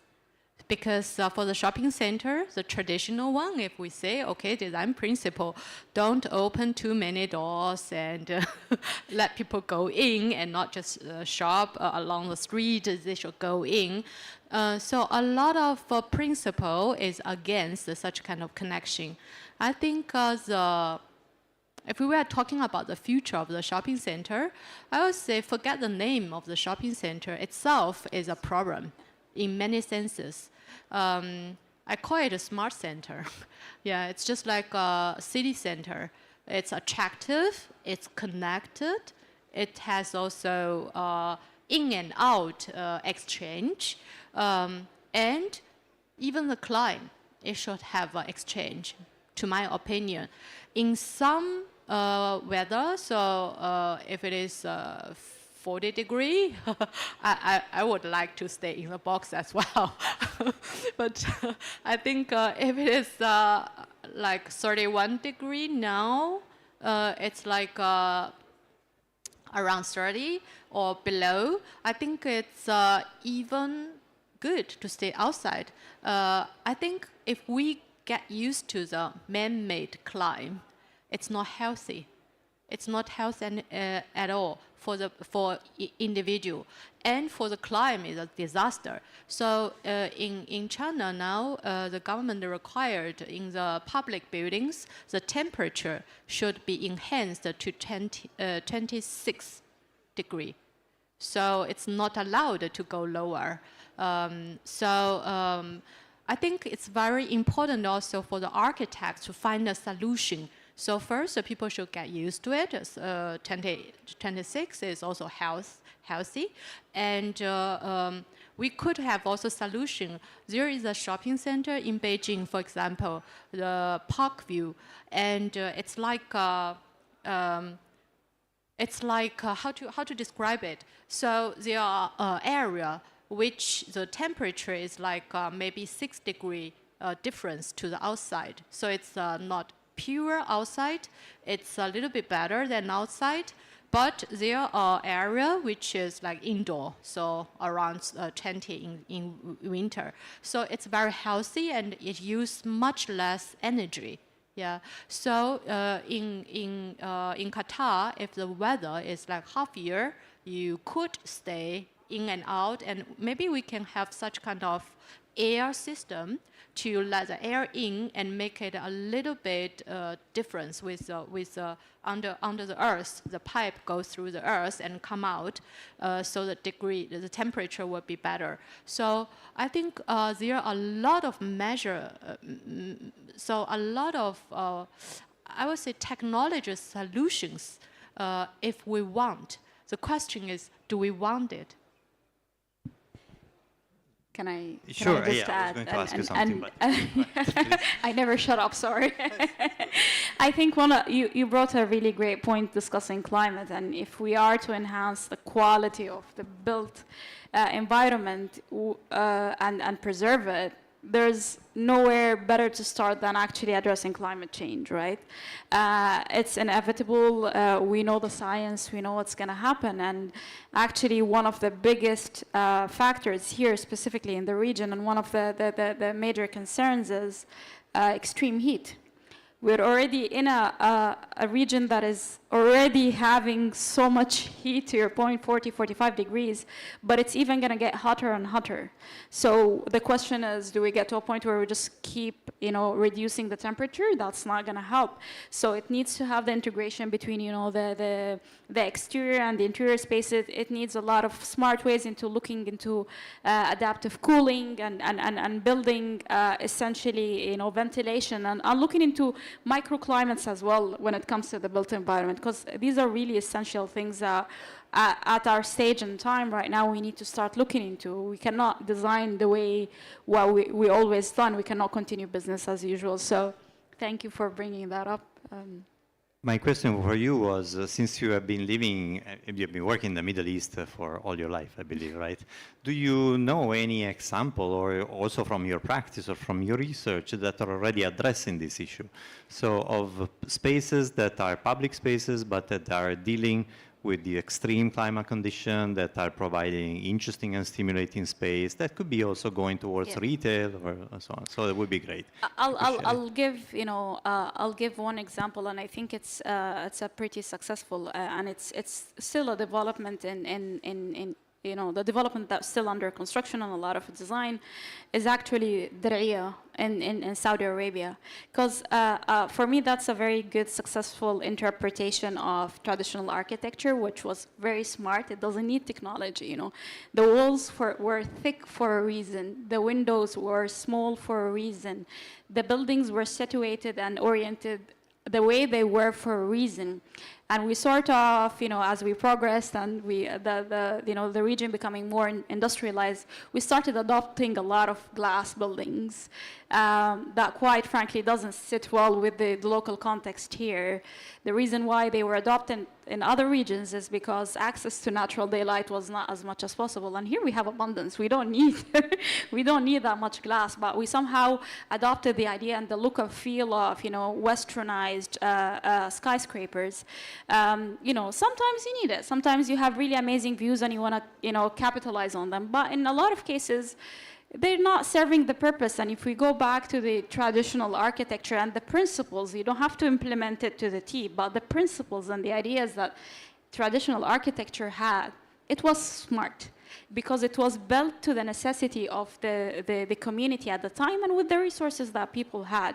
So I think it will definitely become a really great example. And my second example will be again, coming back to Sherib.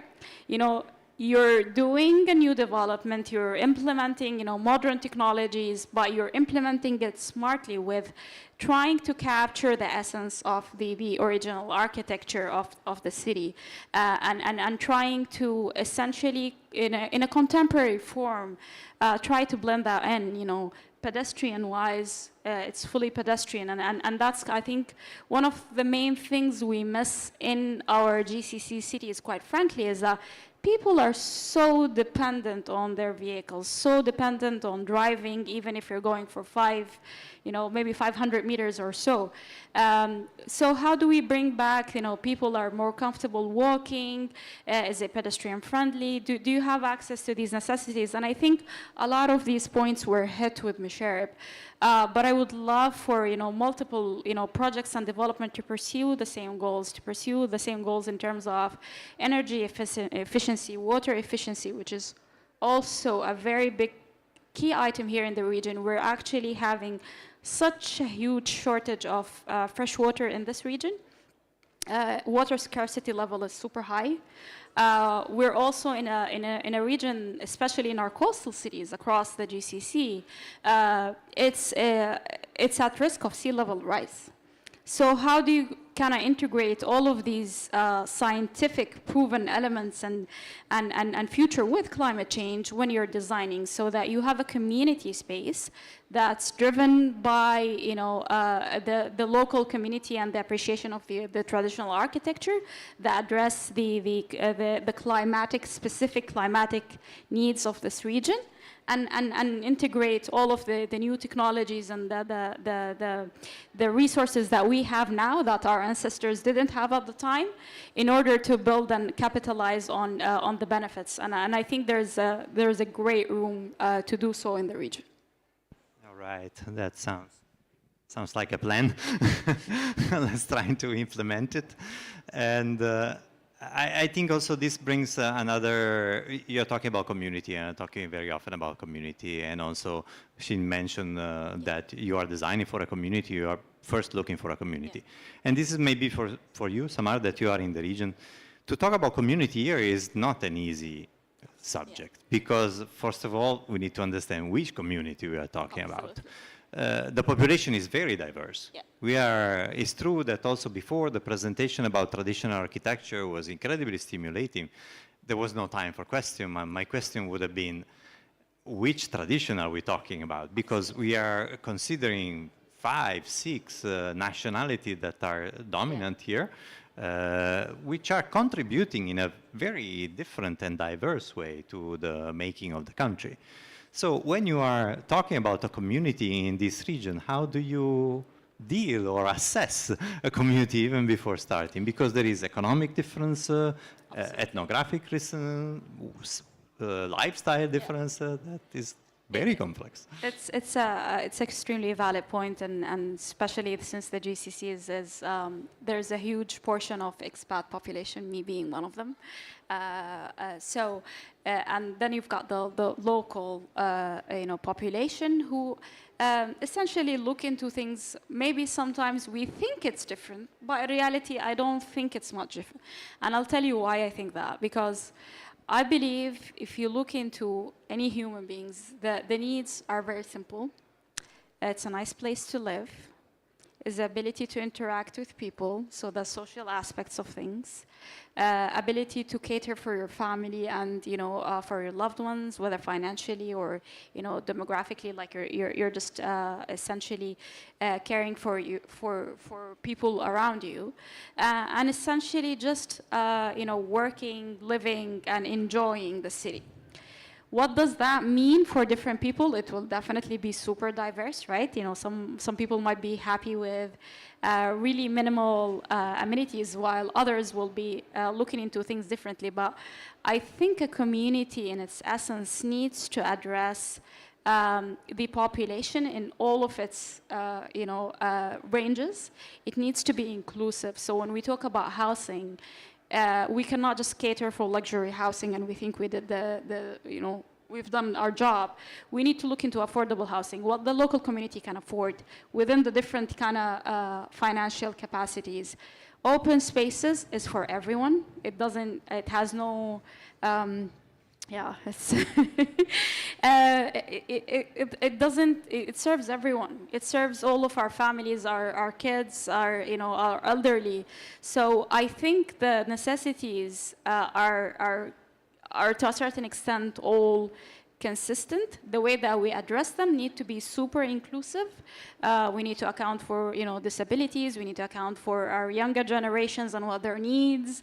And there's a whole lot of research about what does Gen Z need and what us as millennials need. And so we kind of need to research ways we look into the different elements and combine all together, and we'll make a really good community space.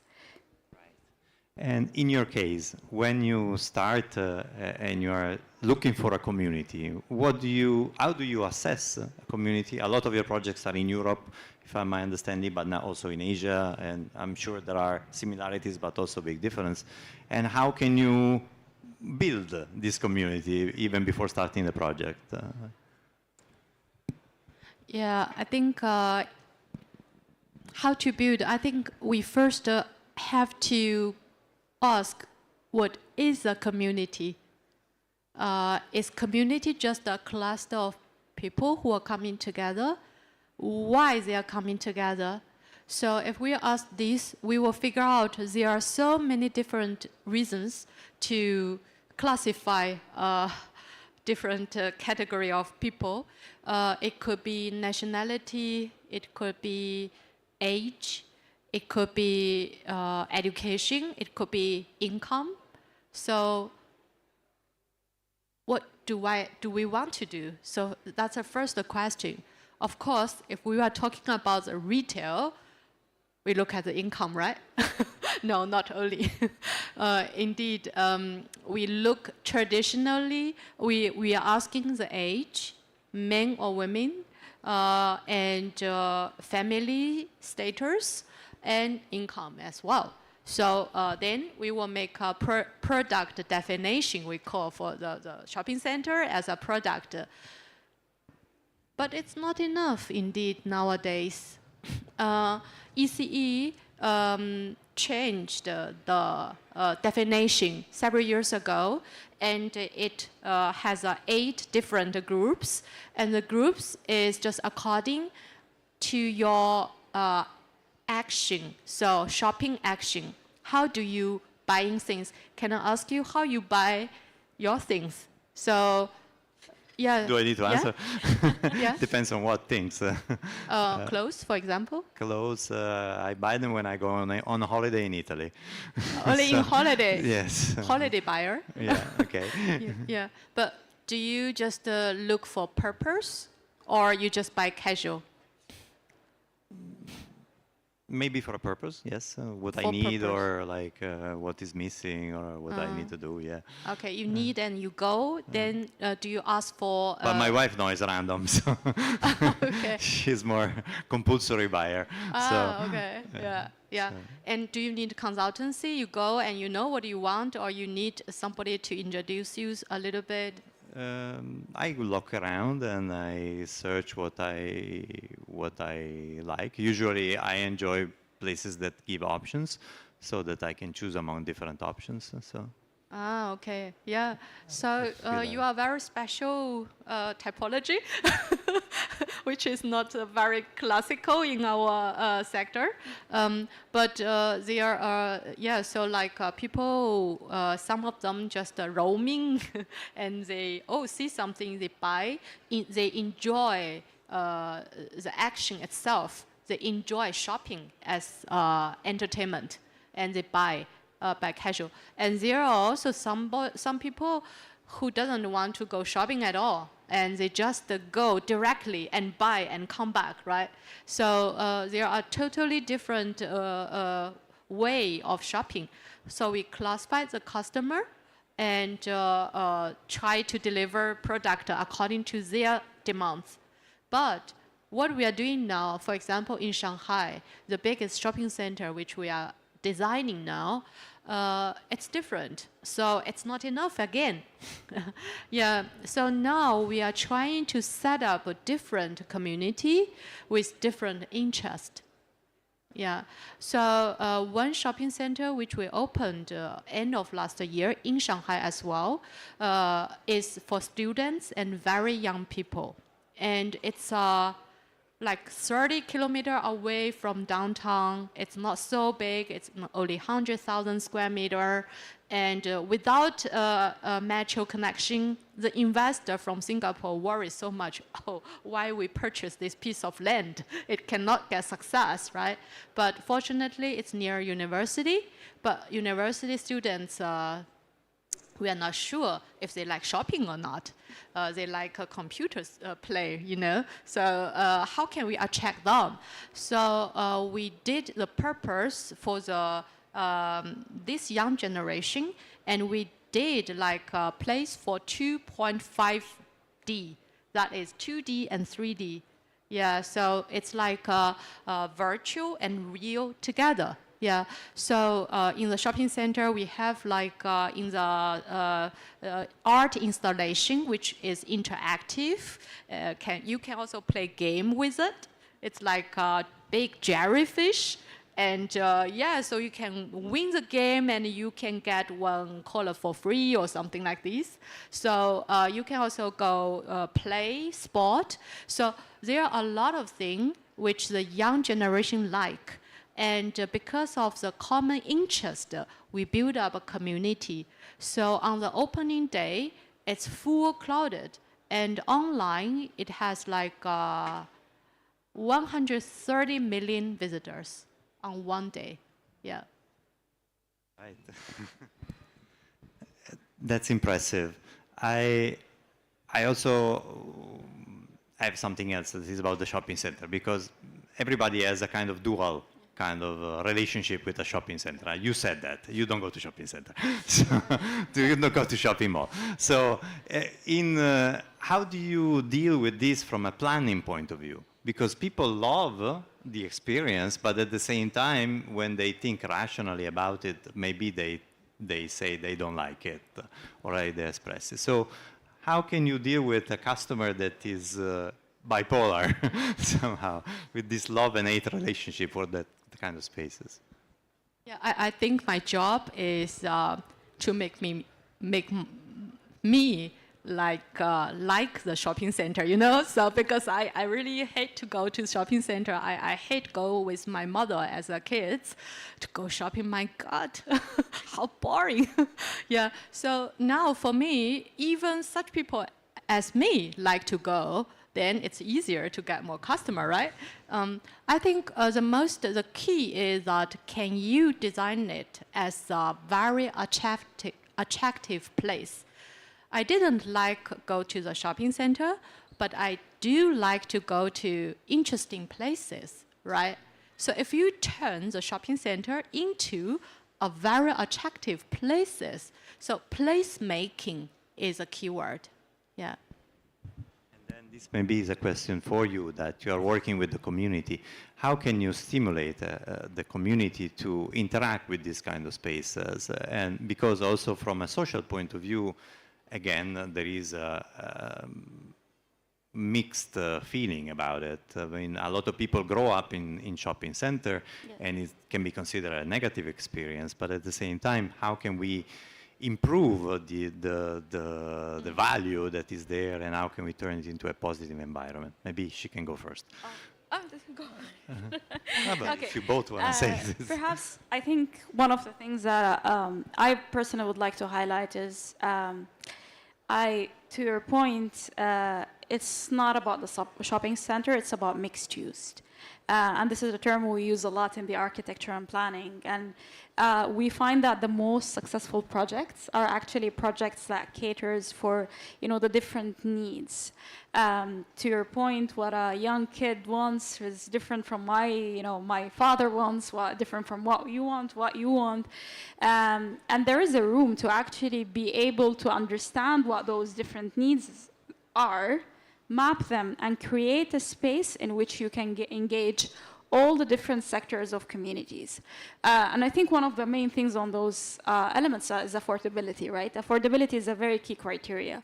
But also when we look at shopping, and you cannot, miss the fact that, it's consumerism is such a high, high driver of climate change. But if you're coming to that space in order to engage with community, in order to perhaps see an art gallery, perhaps have a good discussions with your teammates, attend a conference, and actually get that different, and gets your kids to playgrounds. I just saw an ad on LinkedIn right now on one of the shopping centers that has a massive children playground. And for me, that's not a shopping center. For me, that's a community space. And we need more of those. We need more of those that actually stimulate the community. I was literally just driving with my nephew, and I kept asking, oh, that's an interesting building, what that? He's like, it's a mall. And on the other side, what's that? It's actually a mall. Why do you need two malls opposite to one another within less than 1 kilometer? Why can't one of those be repurposed? Not to be not a shopping center, but to actually implement different elements of communities, because that's what we need. And if they serve their purpose very well, perfect. If they're not functioning and if they end up being degraded spaces, so maybe it's a time for it to be adapted to something else, another space that the community can benefit for more than just shopping. So that's my remit. It's just the mixed use, and it's essentially the implementation of different needs. Adaptation. So at the very beginning, you asked if the historical city or the project can turn into retail, it works. And now is another question, other way around. Can we take the shopping center to some other users? It works as well. That is also what our company, ECE, is doing now.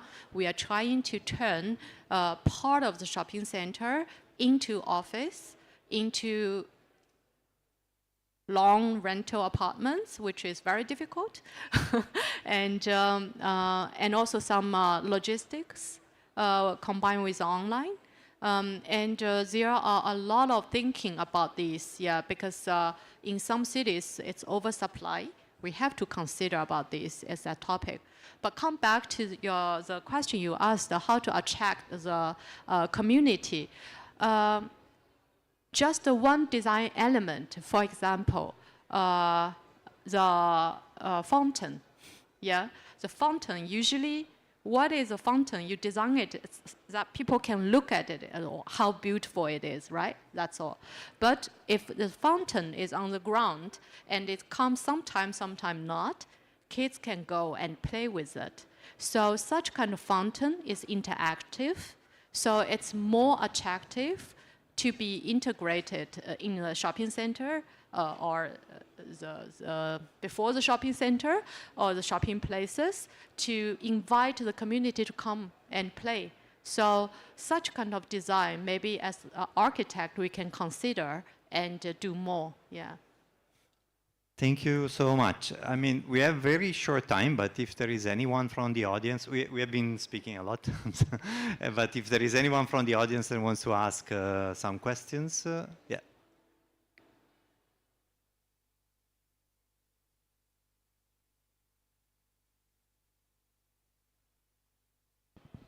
Hi, thank you. It's mainly for Samara.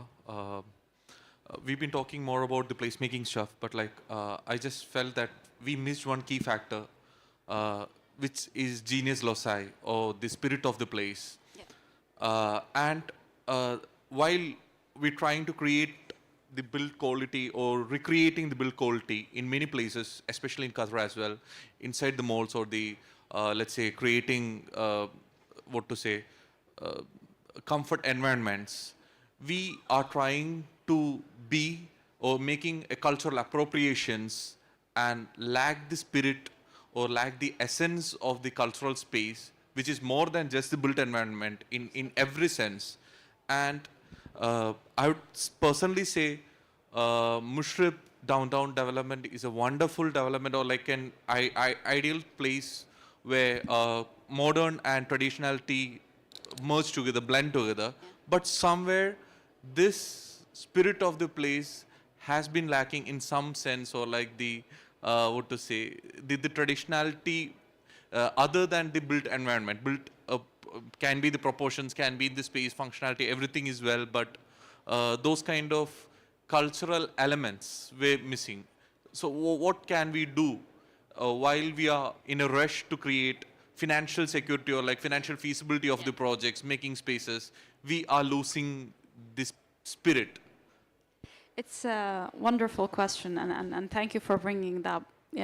I think one of the major things that in order for a place to be vibrant from a social perspective, it's accessibility. And sometimes by creating such posh environment, you attract certain, people and communities, but you end up kind of creating an invisible boundary from the rest of the community, right? And that's something for me I personally believe in. But I would give you a perfect example. I think the project that did that with zero cost and really good is actually the High Lane projects in New York. If you know that the project that essentially it was an old degraded train track in an area in New York that was just was about to be demolished, and instead of demolishing it, the local community came together and said no. With the help of a few architects, they said actually let's create a nice park there, and it's. If you look into the studies and the success of that area and the way that it actually brought up the commercial value of the real estate in that area, just because people like to be there. But you can only like to be there if you can access it, if you feel comfortable in that space, if you can engage with that space, if you have the different amenities that you need as an individual, you and your family and who's ever coming with you. You can't usually do that with a space that's a bit sacred or a space that caters for specific needs and not the rest.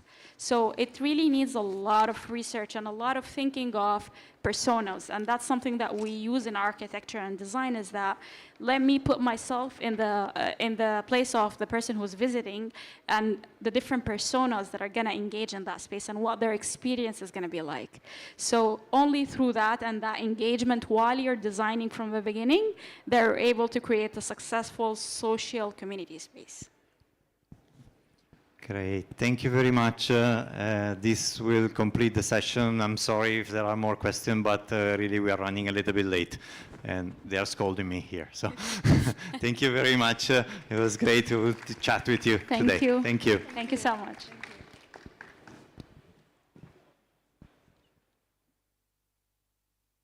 I think, yes, is our next.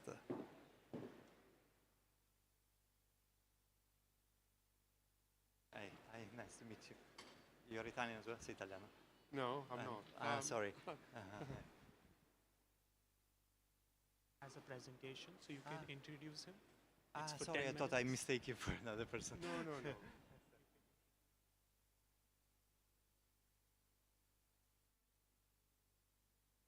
He's not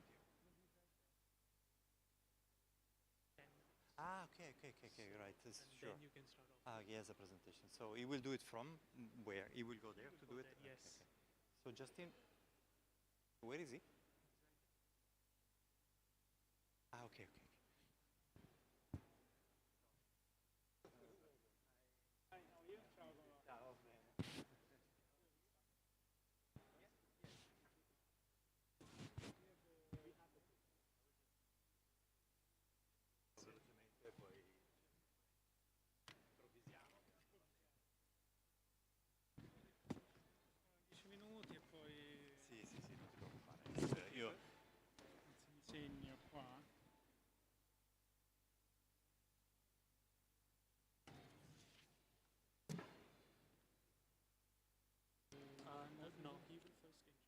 Yeah, we'll just do a quick introduction, just the name.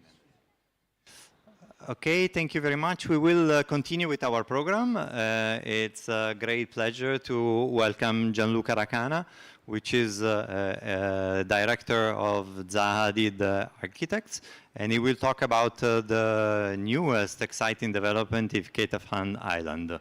So I will leave the floor to Gianluca, which is a presentation, and then we will continue with a small discussion after that. Thank you. Sorry. Hi, it's a pleasure to be here. We were here already yesterday to announce our partnership with J&J Group Holding. My name, you know it already. I'm from Zaha Hadid Architect, London. Our practice is a global practice. We work in many cities around the world in several locations and typologies. And we believe in innovation, we believe in expertise, we do architecture, urban design, interior design, but as well we're passionate about technology, innovation, digital design and fabrication, urban analytics, whatever we can do to progress our work and society. We're very optimist, firm, and we believe the future will be much better than the present. One of the main challenges that we're facing, as everyone in this industry, is the sustainability. And we have published our own low carbon strategy handbook to reduce impact on the environment in all our projects and all the way we work. Just few projects you may see, just to show you what's our strategy and philosophy.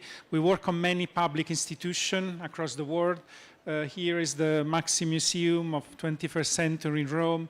This is a seminal work which explains how we design building across the way people move within the building. You can see this continuous form. And it's not only about the shape and the beauty, but it's how the project gets active and successful as this one, which become part of the city, a living part of the city, which is active during the day and night by different type of residents. Children, families, professional, young, and so on. We're very passionate about sustainability in the built environment.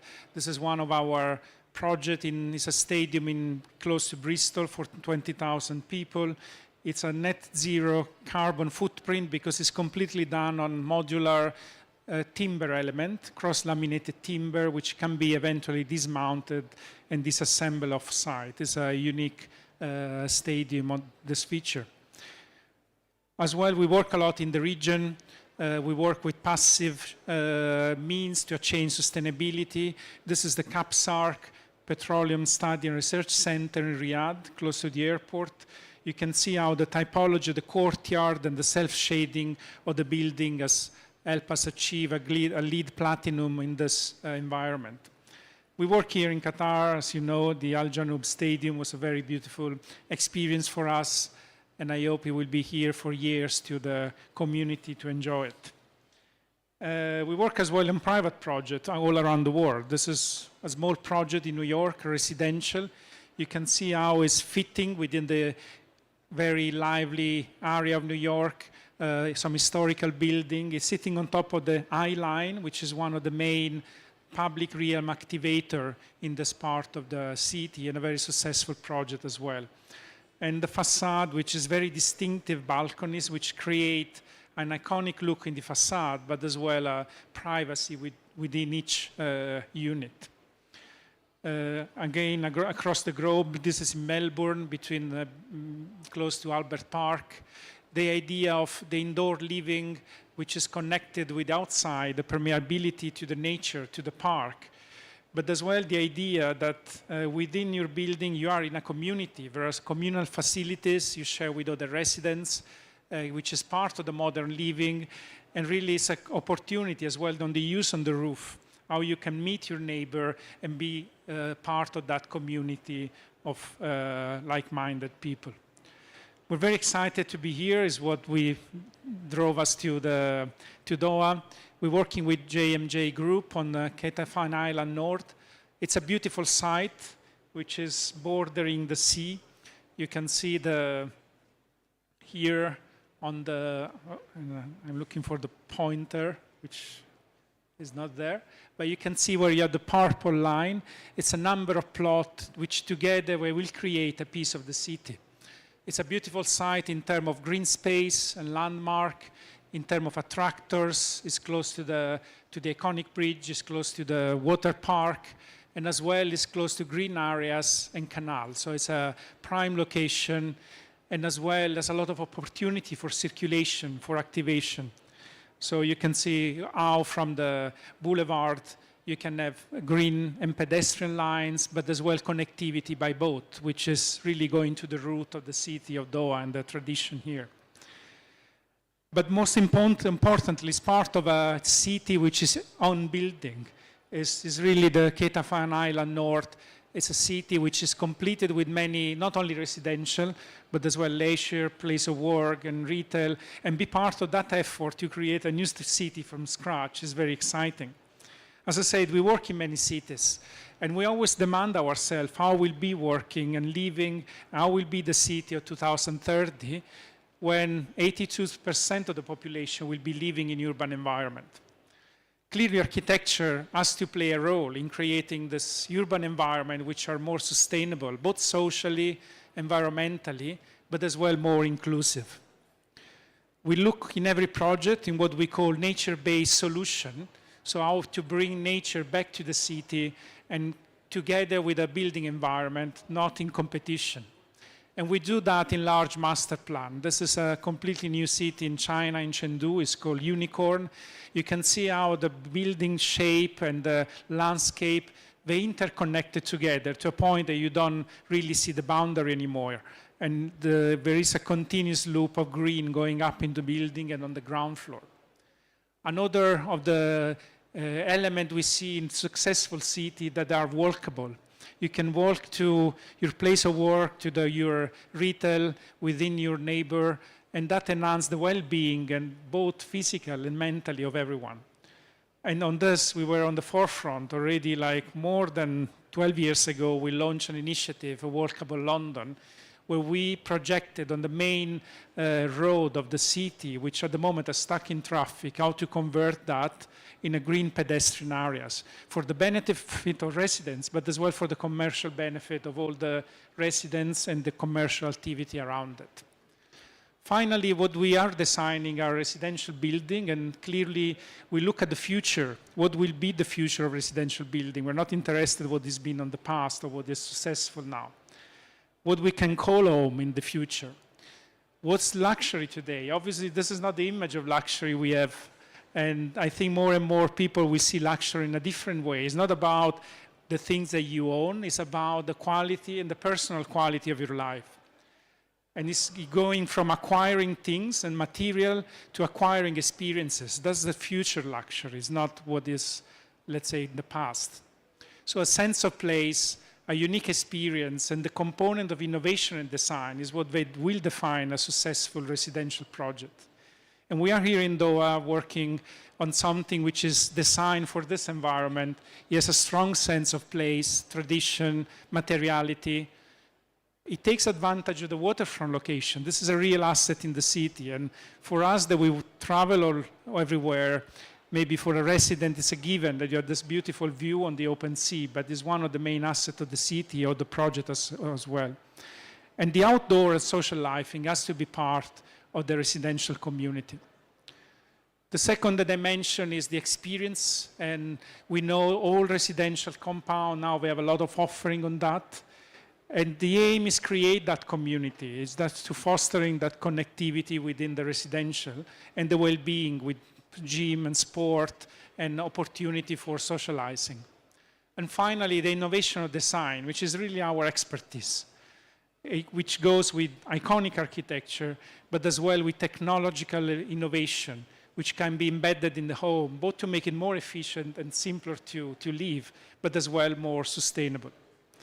So that's all from me. I didn't want to just speak for more, but just send you some message of our philosophy, how we approach project, and the great potential we see in the collaboration with JMG. Thank you.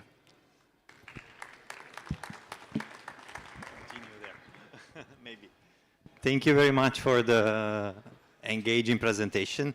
And I think I will just ask a few questions, and I'm sure that people from the audience would like to ask their own questions. So, Gianluca, the title of this conference is Cityscape, which is, as I started in the beginning, it's the opposite of a landscape.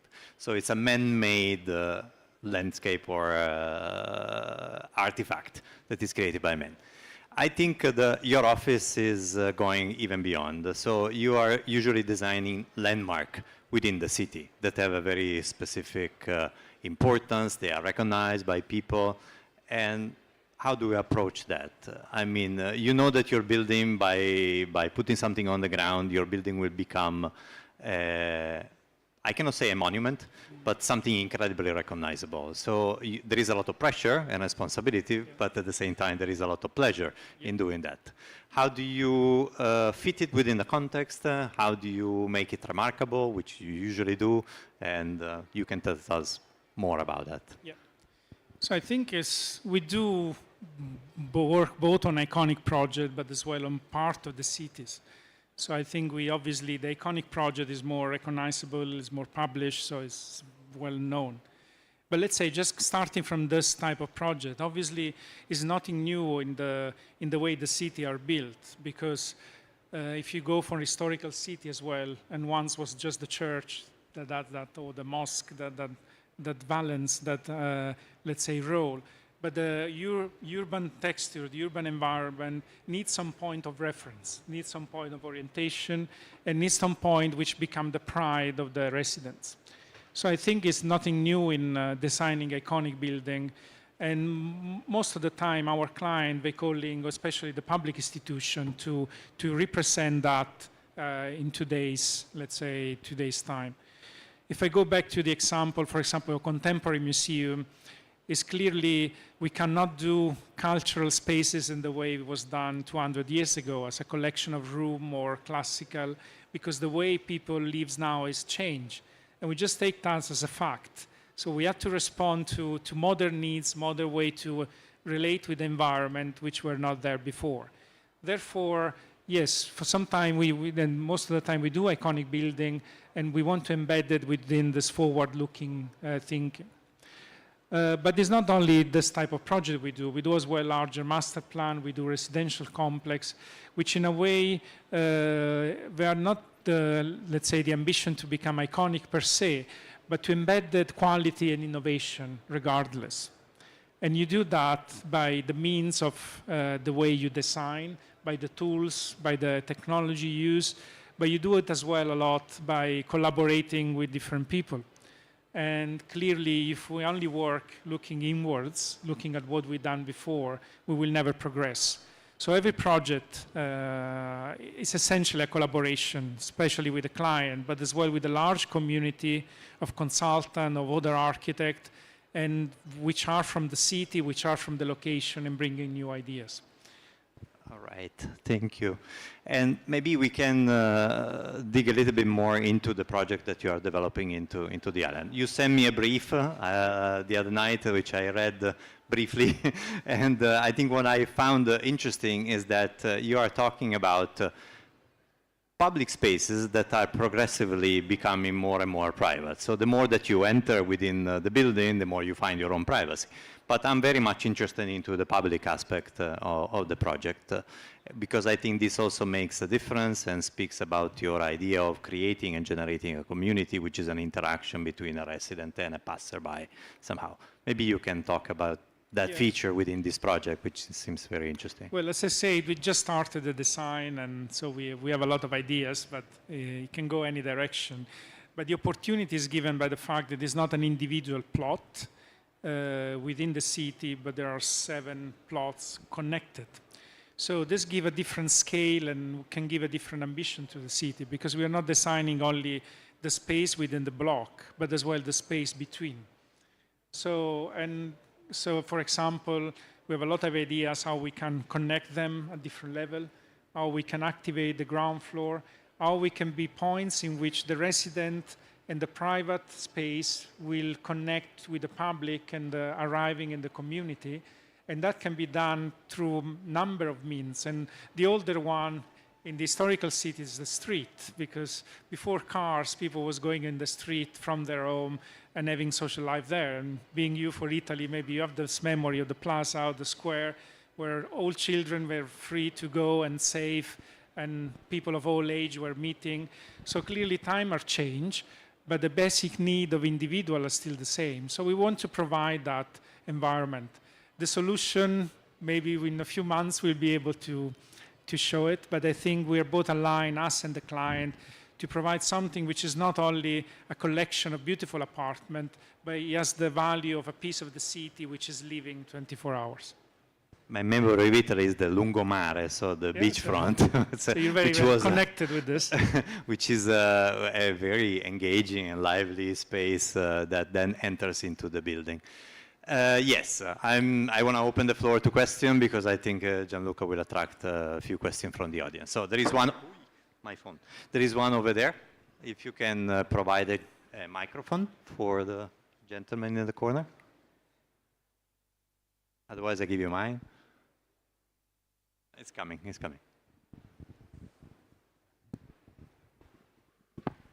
Good evening. This is Dr. Jamal Warani from Qatar University. I have, if you allow me, 2 questions at the building level and city level.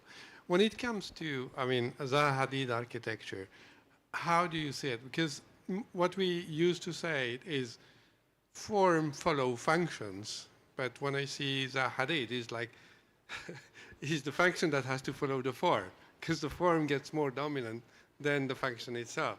And then, and this is really an interesting how we deal with the space. How do you see, what do you say about that? My second question is when it comes to planning for cities.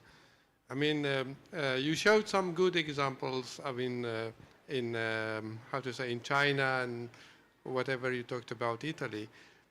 Historically, the city are made by people. It's not the building who make the city, but it's the other way around. How do you deal with that in terms, who is going to live in this city to create the city life? And this is the big challenge in designing cities. We design cities for hypothetical user. We don't know exactly who they are. Would they appreciate that place or not? What is the, how to say, the demography of this city? The old city is more because it is bottom up. Then there is a mixture of all level of the society that it becomes livable. How do you deal with this aspect in designing cities or master plan of cities? Thank you. So on the first question, we still believe that forms follow function, but we do believe as well that because of technological advance, form must change. So if you want to do, let's say 500 years ago, the only way to build something was to, I don't know, with a 3 trunk and 2 column. So that was the form that was given.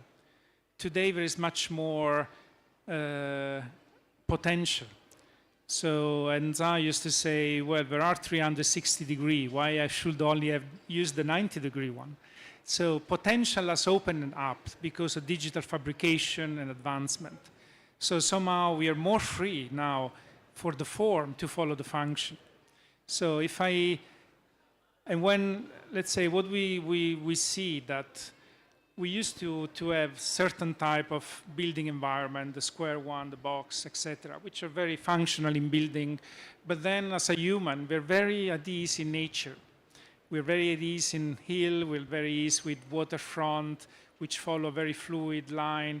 So I think there is a sort of habits for us to imagine the build environment in a certain way, but things are changing quite a lot. So there is not prejudice in form itself. We don't believe that the curved one is better than the square. But what we do, we don't believe anything at the beginning. We try to start fresh with each project to see what's suitable for that project. And sometimes people routes are not as linear as we want.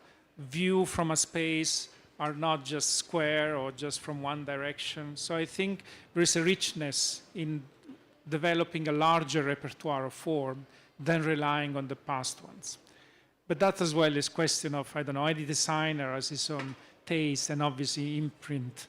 But no, we want to fight the perception that the form is more important than the function, because we don't believe that.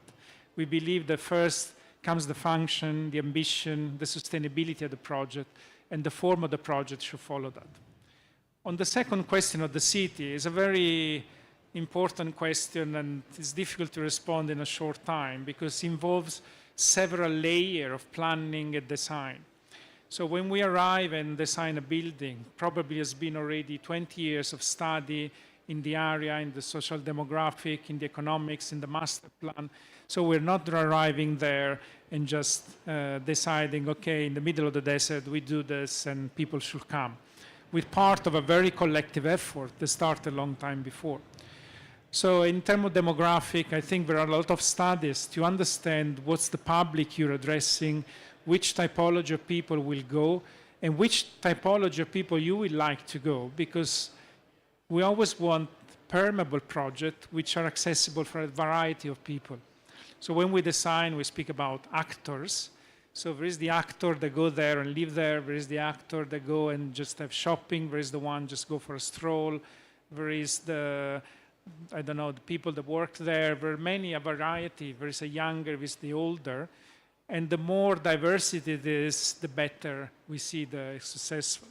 So for example, in the case of Qatar Island, we see that there's been a conscious effort of the authorities to foster that mix. It's not only a residential island, there is a lot of other activities. It's not only a leisure island, it's not only a, let's say, public park, and consensually they mix all of them in order to have a more rich result.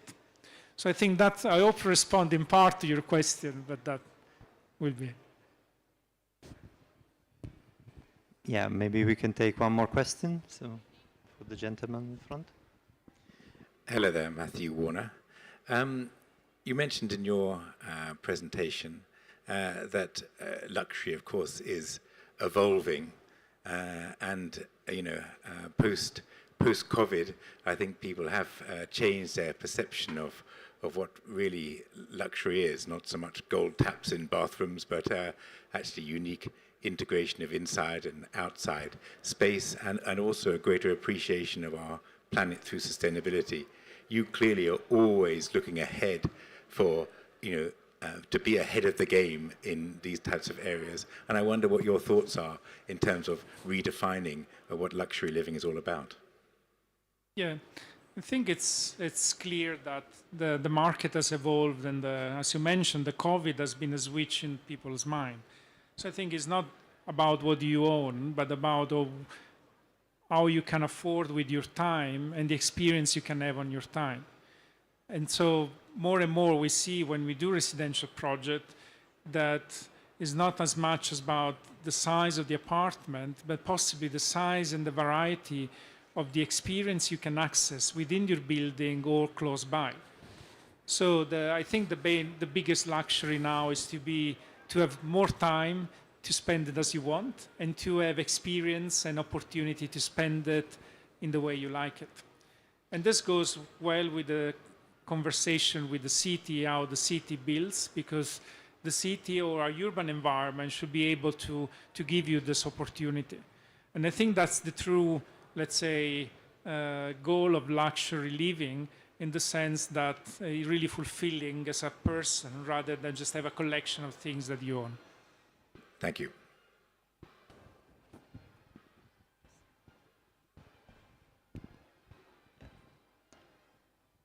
Is there any more question? Yeah, one more for the gentleman.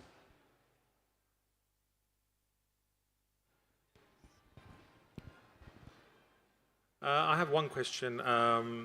So we spoke about, obviously, the region and the work that you've done in the region previously, specifically in Doha itself for one of the stadiums.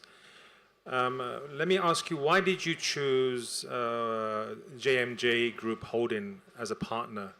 What was the click for you to make that decision? Yeah, it's a good question, because obviously we work globally and we are a very busy office. So we really are in the position somehow to see which project may work for us and which we could not work. In the case of JMJ, I have to say we decided to embark on this project because we see a full alignment of our ambition. And you can really see that from the first meeting with the client, where they simply want to do a good project, a good financial project, and somehow they choose us because they think we are able to do it.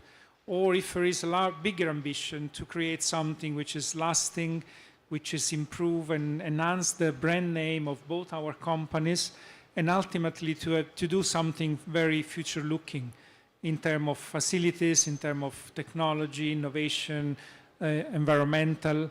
So I have to say that ultimately it's about the people that we met and we deal with, where we recognize the same drive, the same enthusiasm.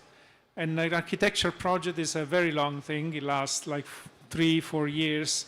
So you need to have that alignment because it's a partnership that it will last for many, many years. So I think we're very happy to start this journey, and I think it will be a very successful project.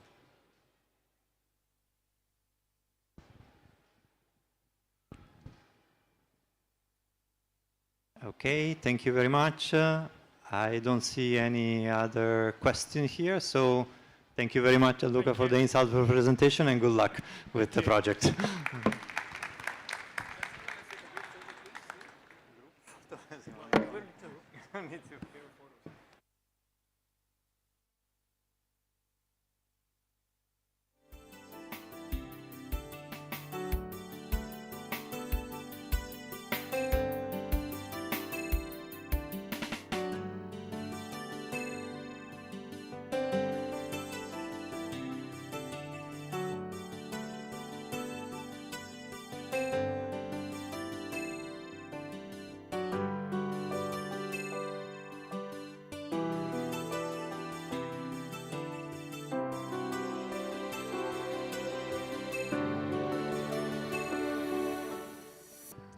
Our program will continue in 5 minutes with the student showcase. Please don't go away.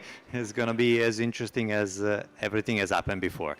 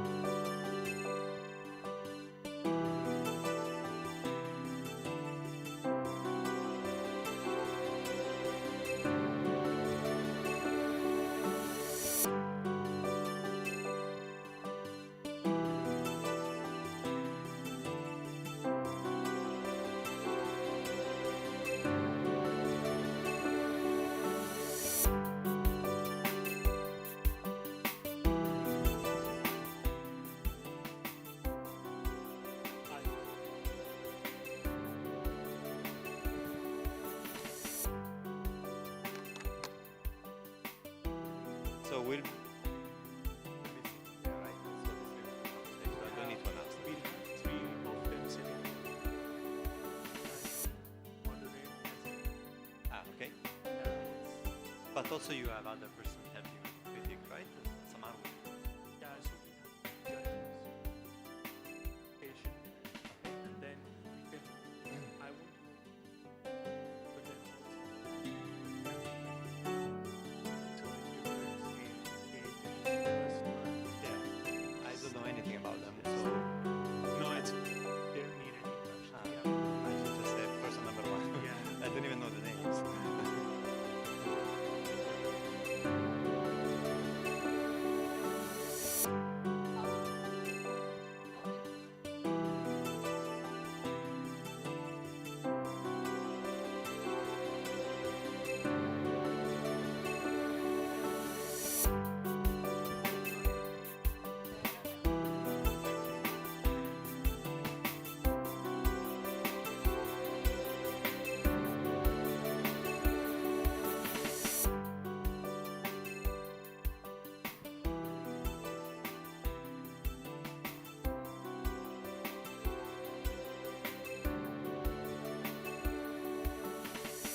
Okay, prima di iniziare, we are starting in a few minutes. Like, Starting right now. okay, just say bye to the person on the left.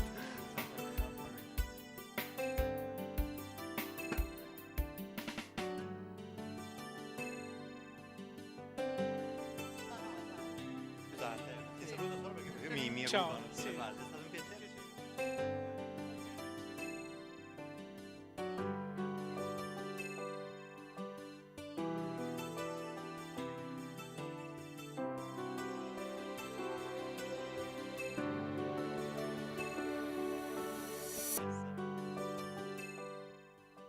Yes, we are ready to continue with the last part of the program, which is the student showcase. And so we will have 3 students presenting and talking about their work. So we will start with our first student, and they will introduce themselves, and they will also introduce the project that they are working with.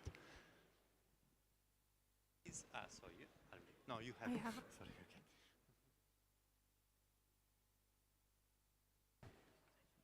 Hi everyone, my name is Ragad and I am a graduate student from Qatar University and I'm going to show one of my projects that I did. It's called Women's Economic Empowerment Center and I did it in the first year, which is the graduate project.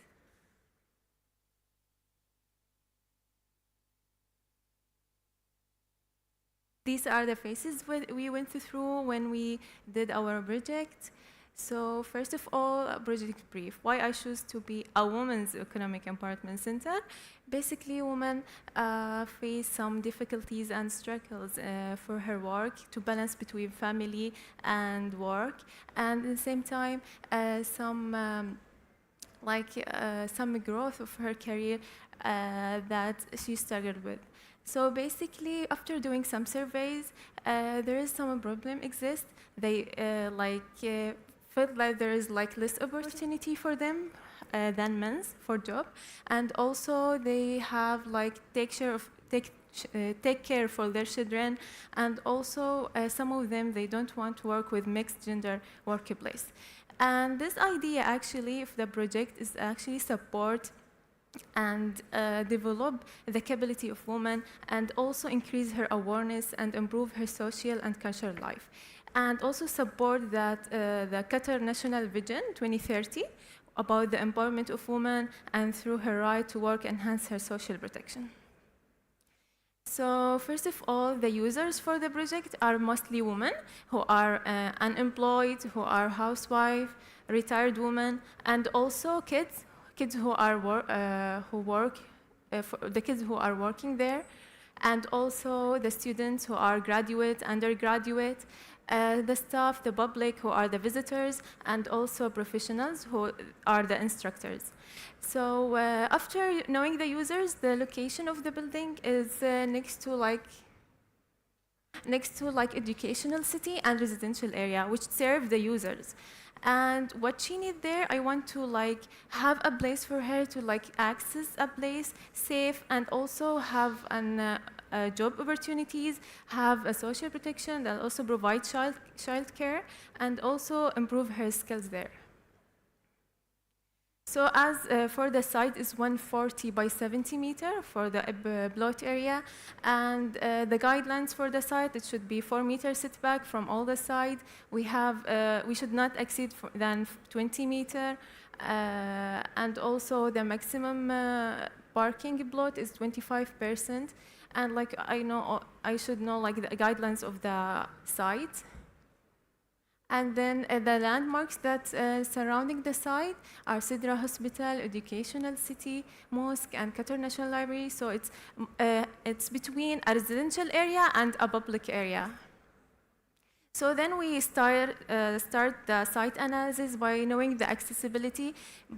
So the site is surrounded by primary streets, but doesn't have like an direct access for the cars. So I have to provide one going through the pedestrian walkway, which is next to the site from the west and south, which is one of the positive of the site.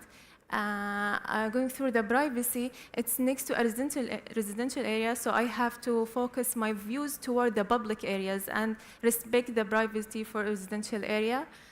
Going through the surroundings, after studying the surroundings, I saw that it's designed by modern architecture, but also at the same time, they focused also in the Islamic architecture. For example, Education City Mosque, they use the courtyard, which is the same layout of historic building in Qatar, and also Sidra Hospital, how they do that, the wooden boats, which in the same time, they respond to the climate. And then I studied the climate analysis for the site and how they have a dominant wind from the northwest, and there is no shading to the site. Then I studied how I respond to the climate, and I took the advantage of how the site is surrounded by a greenery area, so I can connect it between my site and the pedestrian walk. And also, I focus my positive views toward the public areas and the landmarks. So I just summarized what I have to do in my site. I can connect the pedestrian walk that's from the west, and I can connect it to my site with park or public activities. I did like a street from the east side. I should provide it, and I can connect the pedestrian from both sides. And then I went through case studies. I'm going to go through them. Okay, so first of all, the Marrakesh Convention Center, which is in Marrakesh, and basically it's why I choose this one, because they have a program for women, so they can learn about farming. In the same time, they sell their product in the place, and you can see the courtyard between the building and how it's shown in the building, and they also respond to the climate by the facade. And I studied the climate, the facade itself, and also the areas of each program. And then going through the community center in Turkey, which is have mainly workshops for women, painting, for makeup, also a fitness area, which is for women. And then I studied the areas of each one, and then going through the third case study for student activity building. It's basically the area where students interact there, where most of them communicate and do their activities there. It's in Qatar University. And I summarized each one. And then from there, I did my program for my project. Basically, I divided two zones. There's a main entry, there's administration, which will have meeting room, waiting area, staff office, and then we have the daycare, which is mostly classroom, playground area, and learning. We have workshops cooking, meeting room, studios, and lab. And then for my philosophical approach, after studying the architect, for my philosophy of this project is I have to respect the surrounding functionally with the building design and balance between aesthetic and the function. And for my concept statement called One Path, I want to show from this building that after dividing the areas and have 5 main zones, when you go through, you can see her work until her final destination, the achievement. When you go through, you will see her work by workshops, by her working, until you can go to the final destination, which is like her exhibition. You can see her work when you go to the public areas, and like you see it in one path. So if you can see there, there's 5 zones, and when you go there, it's like connected with each other, and and each zone, when you go there, it have a different function. This is like a map for each activity and where the must activity they go through. Like if we go for each user, like women and public and staff, they go, most of them, to exhibition. The staff go directly to the offices. They have direct path. And from there, I learned how to like do the layout. Most of it, like the ground floor, have public areas, and then when you go up, we have workshop, offices, and when you go also into second floor, we have more private area, like more offices. And for the facade of the building, I was inspired from the tent canvas, of like it's an Islamic element, and I used like a white fabric, and it's keep openings for areas that need light, need like a view, and closed for areas that more privacy and respect to the climate respond. So this is the ground floor. It's have 2 entries. The main one is from the parking, and the other one is from the pedestrian walk, which is coming from the west, which is also have a bus station there. So most of the pedestrians come from there. When we go to the ground floor, we can see there is the main lobby there, and we can go through the auditorium, and then we can go to the next zone, which is more shops and exhibitions. And from the other side, we have there the daycare and the library. And this is the basement. This is the first floor. We have like double high there, and we can go through also the workshops and more offices here. And this is the second floor for the exhibition and the workshops. And we won't go there. This is the more place for women. She have like majlis, and we call it like an activity place for her. And it's connected, or it's above the daycare for kids. And this is the second floor, which is here mainly offices and more private. This is the east elevation, where it shows like how it's each side have like different openings for the facade, and like mainly openings for the rooms that need lighting, and like here's the entrance, which is shown have more like light and like an entrance. And this is the south elevation. And yeah, it's showing here in the section how the exhibition, it's open area here, and we can see how it's double height, the skylights. Okay, this is the other elevation. I here like the facade detail and the structure itself. And I studied also the systems, the accessibility, how the stairs should be distinguished by visitors, the staircase, the exit staircase that can be accessible, and also how the mechanical and the same core and the plumbing system. And going through the renders, here we have the exhibition from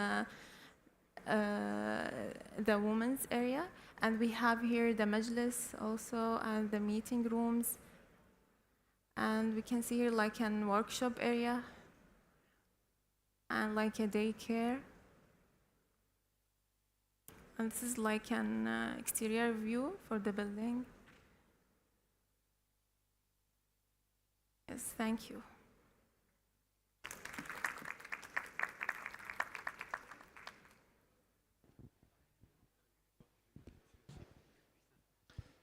Yeah, thank you for your presentation. If I go first, I'm jumping in.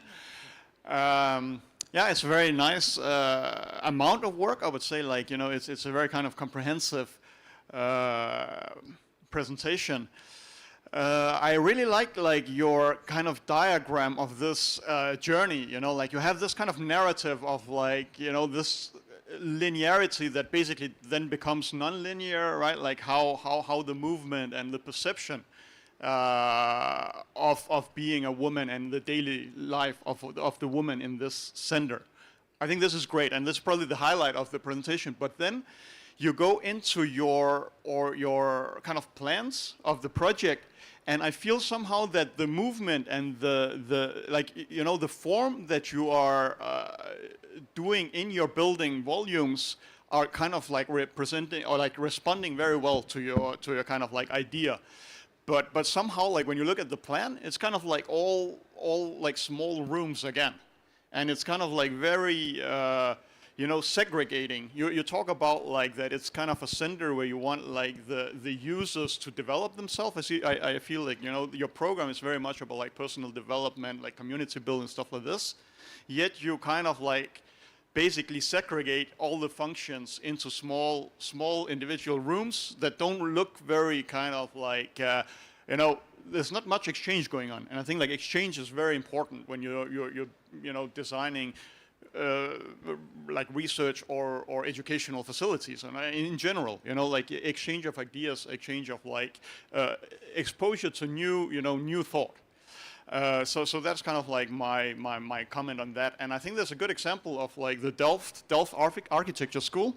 I think they made a new one, I guess, but like maybe the previous one where after they had a fire, basically they made like the kind of all these workshops and like the data labs and all these things, they kind of mixed together. So the students had to go like through the workshop area of like the other group into get to their like auditorium, or like, you know, they had a class. So they're very exposed to seeing all the other students' models and what they were doing. So, you know, like a 3D printing workshop would be like a box in the middle of like a workshop area where like the student would sit. So I would wish that you had considered more of like how you create like experiences for these women to actually get like new experiences beside of only like the program that is maybe being taught in like kind of like in the workshop. Mm-hmm. It's like a secondary unforeseen encounter, like some serendipity in the experience. Right. Okay, thank you. Great input, and you stole all my compliments. Really very comprehensive presentation, very well developed, very clear idea and picture of what the concept that you're trying to create. And I want to give you a kudos because, you know, your project and similar projects really help with, you know, the sustainable development goals, and gender equality is actually goal number 5. So it's really great that as a fellow woman is just to empower the next generations. I agree with the points that you know, my friend here have noted about trying to make the spaces a little bit more kind of you know, you can actually define the spaces to be used in different ways. I do have a question and I do have a comment.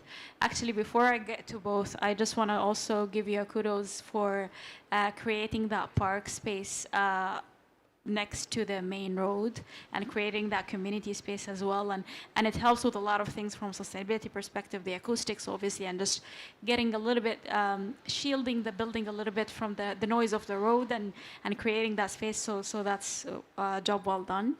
My question to you is why the waves on the facade? Was there a specific reason why you've implemented it? And perhaps my comment would be is just because we're in such a harsh environment where the temperature is, you know it, 45 plus in the summer. Have you studied, you know, how your glazing is essentially kind of put within the different facades? Have you considered elements of, you know, where views are actually valuable or where views are not valuable, so you might not need glazing there? And looking into just the building and its shading and also elements of, you know, sun glare and heat and exchange with the natural environment and with the local climate. So it's not working? Yeah, working. Okay, so for the climate response, basically for the auditorium, for example, I don't need like like the sunlight or so I close it all. For the mechanical places, I try to like face it like in the south and like in the west area, which is have a high solar radiation. And the places that I need more views and lights, I will face it toward the north and like where I have the openings there. So I tried most of the activities, like they need light, I will open it there, and the other activities that doesn't, I will just close it. And like I have double glazing facade, double glazing curtain walls, which is also reduce the radiation for the building. You've researched everything. Thank you very much. One last comment, I think just focus a little bit more on the shading and the external shading and the exterior experience on the building, but kudos. Thank you. Yeah, I also share the same compliments somehow with them, so I don't have to repeat them in a way. So I appreciate the complexity of the study and so on. My comment is more about the positioning of the building. I drive by that corner every single day because my kids, they go to school just behind in Compass, so I do that around every day. So I appreciate that you want to expose the building on that corner, which is kind of a important place, but at the same time is also a place where only cars are moving around. So I find it a bit optimistic that you have the building facing on that side. I know that you are already trying to shield it, to protect it with some green area, but I think probably it would be even more necessary to make it into a more realistic possibility. So I understand you have a lot of things that you consider, and that's great. I think you really did a very thorough kind of study in that, and the outcome is compelling. But I think also that maybe if you had to take it to a step further, you really need to consider the positioning. That's a super busy car space. The slope roundabout was one of the most kind of trafficked area in Doha before they cut it with the traffic light. So I think to provide a shield or a screening that maybe could be part of the building itself. Maybe that could be also part of your language, of your architectural language towards what the people see when they drive by. I think that could be an interesting opportunity for the project. Okay, thank you. Maybe I have a follow-up comment on that one, because I think like one of the qualities the volume have of your building is actually like, you know, the spaces, in and out spaces, and this kind of like uneven, you know, spatial facade. And maybe there could have been an opportunity to you know, activate those spaces into exactly what you're talking about. So it would be a bit more as a courtyard instead of just, at least from this view, it looks like a, you know, a sort of a grand entrance. I don't know if I need that as a woman to go into my, you know, community center, right? Like maybe your example of the Marrakesh Museum, where there's kind of a community garden, would be more appropriate. So try to kind of like use these small courtyards that you're creating into more community building, into more kind of like workshopping, more like social kind of thing, and maybe, you know, find a way to shield it off from environmental nuisances like both the heat and cars, if there's a lot of cars. Right. Thank you so much. Thank you very much. Thank you. Congratulations. And now we have the Sorry? And we have the second project by Ruba that also she will introduce herself and the project itself. So.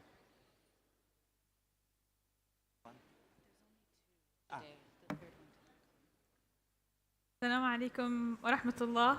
Hi everyone, I'm Ruba Abu Nahia from Qatar University. I graduated from Qatar University Department of Architecture and Urban Planning last year. And today I'm going to discuss with you my project, the Youth Career Center.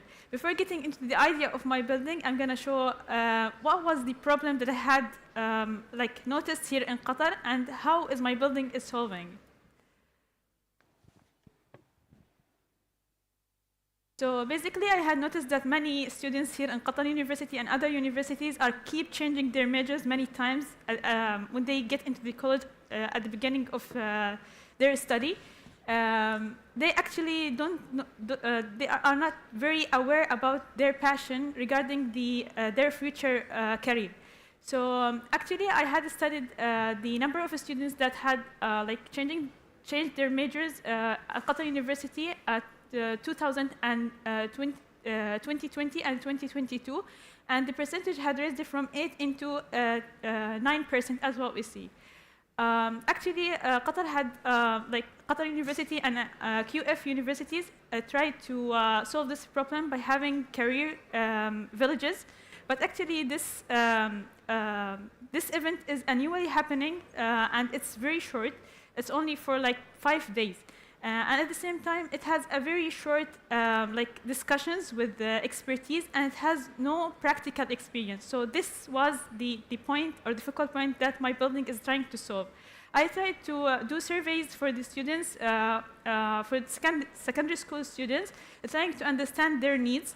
And after also studying the history of career guidance through all the years around the world, I had noticed that there's 3 main pillars of career guidance. The first is career counseling. The second is to have a theoretical knowledge, basically about the available majors in Qatar and also about the future suq needs. And the third is to have a practical experience for the students to practice their majors before getting into the college. So after that, I tried to choose the site that's going to suit my building. And as what we see, my building is basically combining between educational and public areas. So actually, the best area is to use to choose that site in educational city that's combining between the public aspect and the educational aspect at the same time. If you see here, actually, my site is in red. And directly into the north, we have the QF Mosque, and into the right, we have the Oxygen Park. So it's combining between both educational and public area. I tried to analyze the site.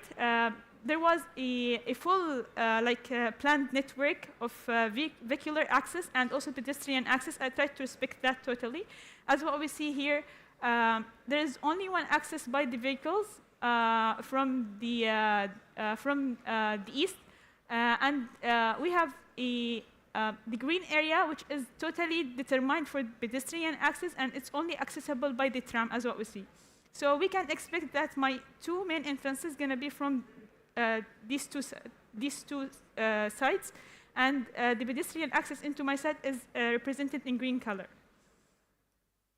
Getting into my main concept, as well as said before, that I had inspired from the 3 main pillars of career guidance. So I started with the 3 simple masses, and I reorient them to climatic as a climatic response. Try to reduce the facade facing the southern area as much as I can, and I try to capture the dominant wind from north and northwest in Qatar. As what we see in my semi-courtyards, it's all of the day are shaded by the mass itself. So the building is providing a self-shading. I try to maximize also the mass from the southern area, so it could provide or maximize the self-shade for the building. And then I try to connect the interior spaces vertically and horizontally by having these interior courtyards in the building itself. Then I try to connect my building into the exterior or the surrounding of the site by visual and by pedestrian. As what we see, I respect the existing landscape and pedestrian access. And then finally, I try to utilize the futuristic architectural style, as my building is looking forward for the future careers. So that was my main philosophical approach, to have like diagonal angles in the 3D and the 2D at the same time. Actually, my building has no 90 degrees at all. And also, as we see, all the corners are like rounded, representing the futuristic aspect of my building. Getting into the site plan, as what I said before, that the pedestrian access is going to be from the northwest and from the east, from the west.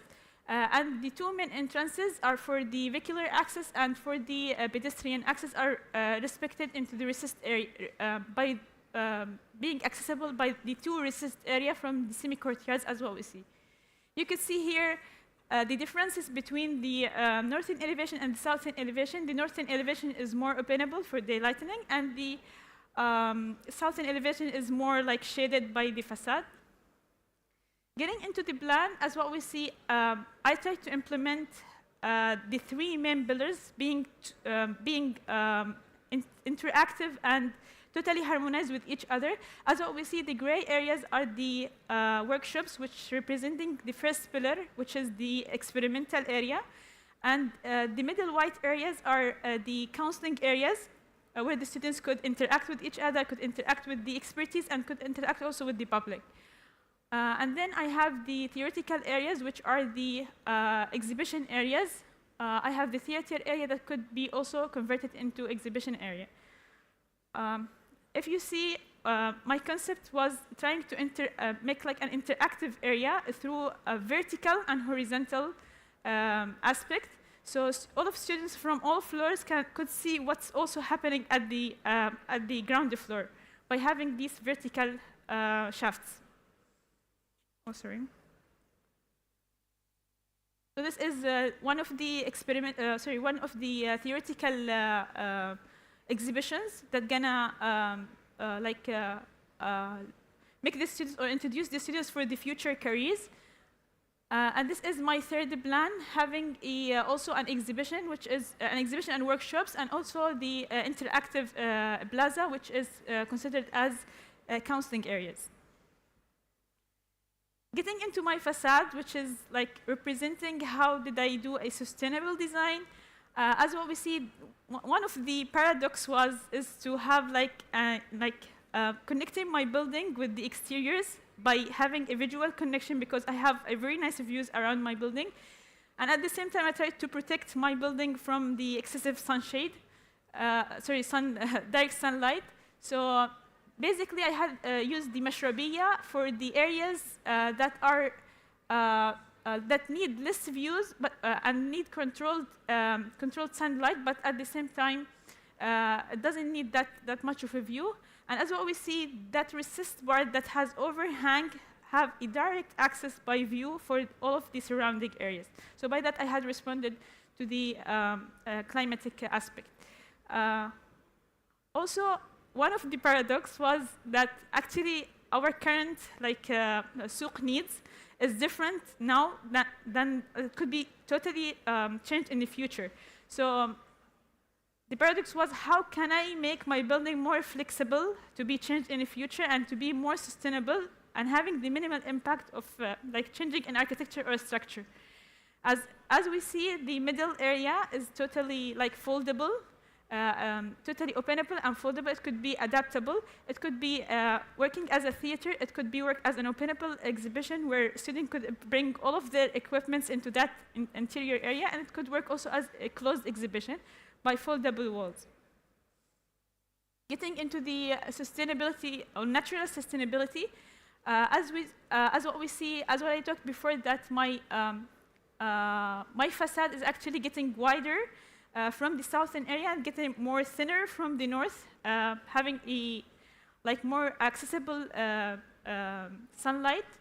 And as what we see for the natural ventilation, I tried to mix both natural ventilation and at the same time the mechanical ventilation by having these grills, black grills at the top of the building that's gonna heat the top air, and then it's gonna of course it's gonna be lighter, and then it's gonna do that suction effect for the vertical natural ventilation. The same aspect were used also for the workshops. I tried to implement all of the structural elements to be arranged around the walls that are separating the workshops and the middle area, and I didn't utilize any of the structural elements in these partition areas, so it could be totally adaptable. It could be removable for future expansion. That's it. Thank you so much for your careful listening. I will be happy to answer your questions.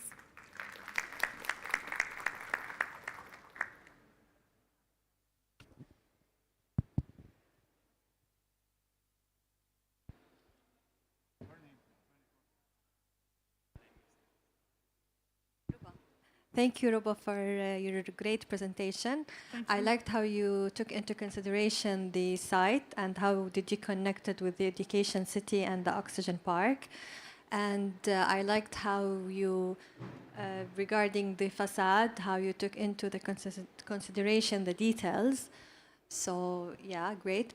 But my advice for you regarding the building model, you can minimize the bulkiness of the model. I liked how you connected the three pillars together. You can minimize the bulkiness, and you can connect it in a better, smart way, not like an official connection. You can just do a corridors or something separated and connected at the same time. So to add more creativity or smartness to the model, how it's shaping for the shape of the model. Because I really liked your project, and it's really nice.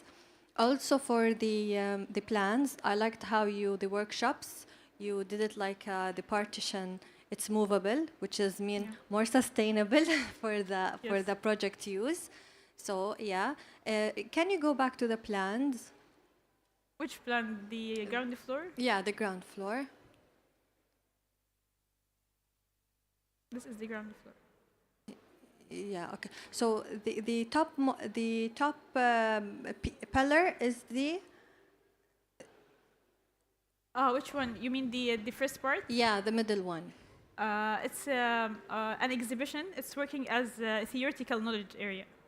Okay, that's great. You can also more enhance the circulation path to look more stronger, because it's really nice. You can work more on it to make sure that it looks stronger than what is it? You mean having more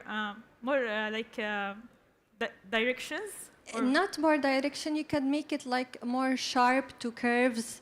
Yeah. That will let the visually we can see that you use it smartly. You didn't just put the circulation and that's it.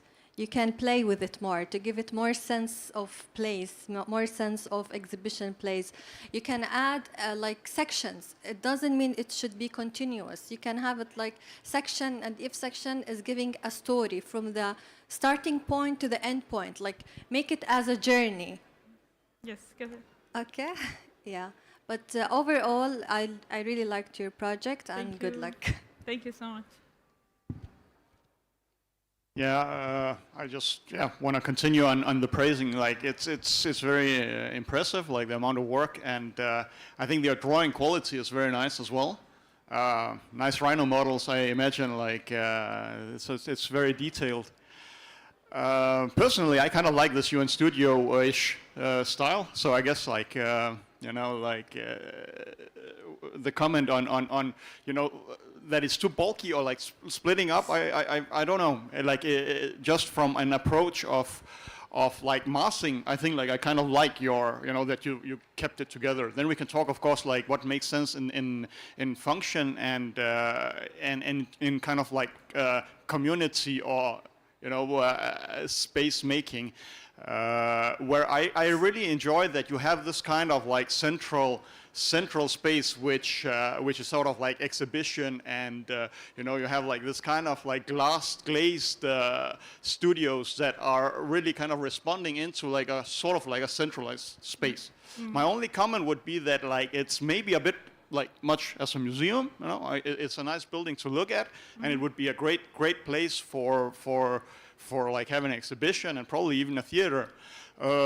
Is it a little bit too cold for like really human school? Like could you like I'm from like the shopping retail world, so we kind of like more this human thing. So, but it's just a consideration. I'm not saying that it's a right or wrong way, because I think like what you're doing, your arguments are sound. So I wouldn't criticize it. I would just take it into consideration that the user is more like someone who is actually, having fun as well. It's not just someone who is going to like a world-class museum.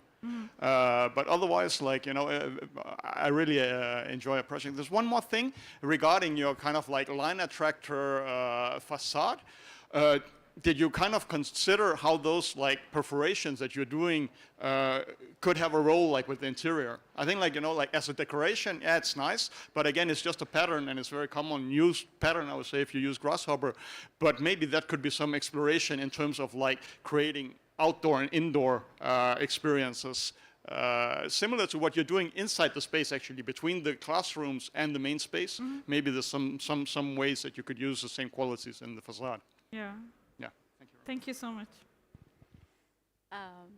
So, well done on the project, and I would really like to compliment both you and the previous colleague about choosing projects. I don't know if you choose it or the university choose it for you. We should choose a problem and then respond to it. Yeah, I really love that you're taking a social response to issues that you see, and I love the research bit that you've done to actually come up to your idea.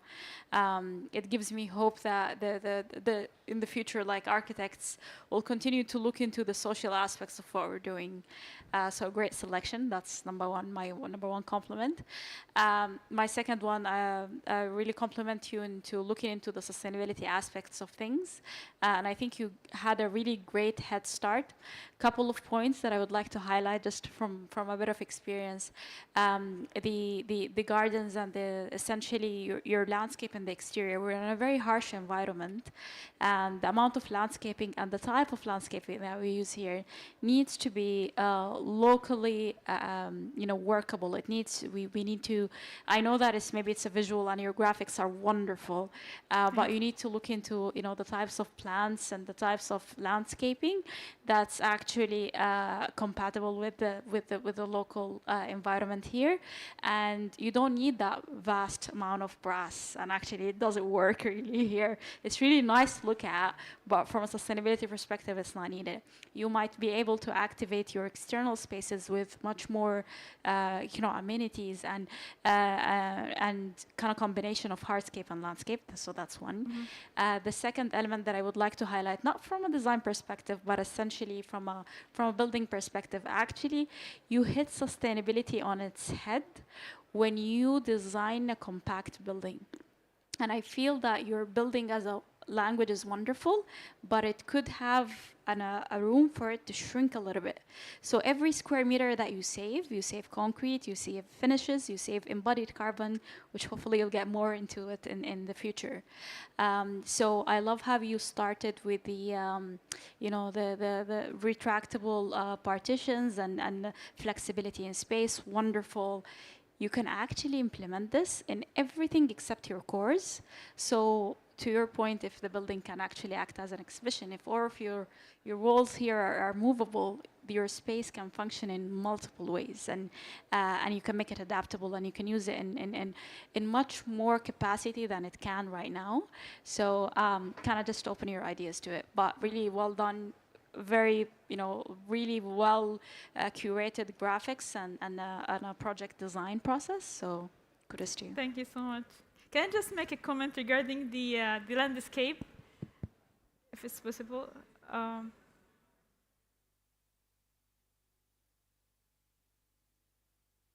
Actually, my site is I mean, the landscaping is already existing in my site. I tried to deal with it, you know. I tried to respect the surroundings by having like a pedestrian path through them. So I didn't even add any landscaping. It's already there. Yeah. Thank you. The best answer. Yes, I also praise you for the quality of your drawings. I mean, and the thoughtfulness of the project. I like them very much. I mean, is now. I grew up, when I study, I mean, the beginning of my study, we had to draw by hand, so everybody was giving their own character to their drawing. But then with the use of computer, everybody's doing the same drawing. So it's very difficult to make unique drawings, and I think you achieved that, and I think it's really great. My comment is going a little bit in the line of what he said before. I think you are trying to from the program to retain people, right? This was your goal from the beginning. You are afraid of the people that are dropping out of school, so because maybe they don't feel comfortable with the environment, because they think that it's not what they want to do in their life, and so on. So there is a sort of, how can I say, emotional component that is connected to this withdrawal, which I think is very important.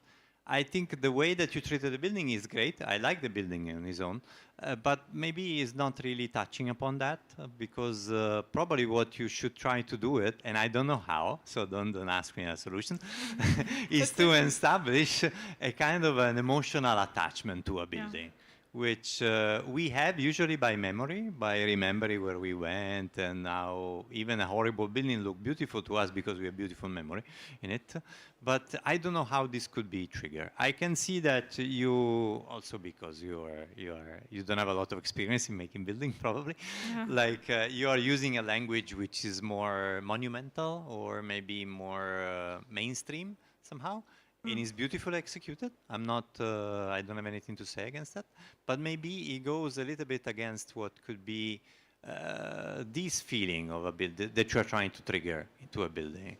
So maybe if you had to develop this project, maybe looking into the materiality of it and trying to understand it a little bit more. What could be a material, or what could be something that is both sustainable and emotionally proper, and then you hit the jackpot if you do that. But of course, it's something that you have to keep in mind, I think, for the development of your process. There's a great project in Copenhagen, actually, that is a cultural center. I think it's called Q.be, like cube. And from outside, it's a cube. It has this kind of like, what do you call it? Like, what is the style that we all do? The same, exactly what you're saying, right? Like somehow like computerized modernism, like a lot of concrete, right? Like kind of cold materials. It doesn't really create this social room that, or like, you know, this kind of like soft, fun space. Yet that project is kind of a cultural center with a lot of sports. They turn in like these kind of concrete, they use all the aesthetics that you're using, like concrete walls, and they make like climbing walls, slides, nets, all this kind of like additional things. It stays within like very nice aesthetics. It's like a center for youth and kids.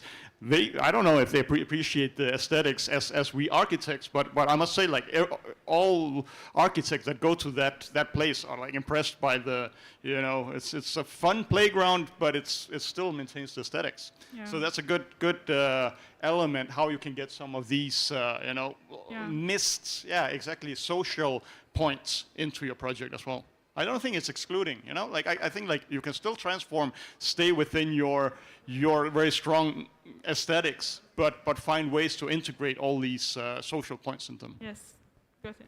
If I can add one point, and I think, you know, architects can never agree on a language, right? You know, what's beautiful to me might be completely horrendous to someone else. But I think maybe perhaps the point that my colleagues here is trying to show is just a little bit more inviting. Somehow you kind of bring an inviting element to the building. There's one thing that I wanted to touch on for you and for the previous colleague, and I think this is definitely something that's needed here in the region, just because because we're so vehicle oriented and we're so car based. I would really love for you and the next generation of architects that when you consider your main entrance is not your pickup or drop off, it's not your parking entry, it's your pedestrian entry, and it's the entry that allows access from public transportation. Qatar has a beautiful metro system, and I was absolutely stunned. But when I was using it, I was like, where are people? Like, there's no people. Why is no one using it?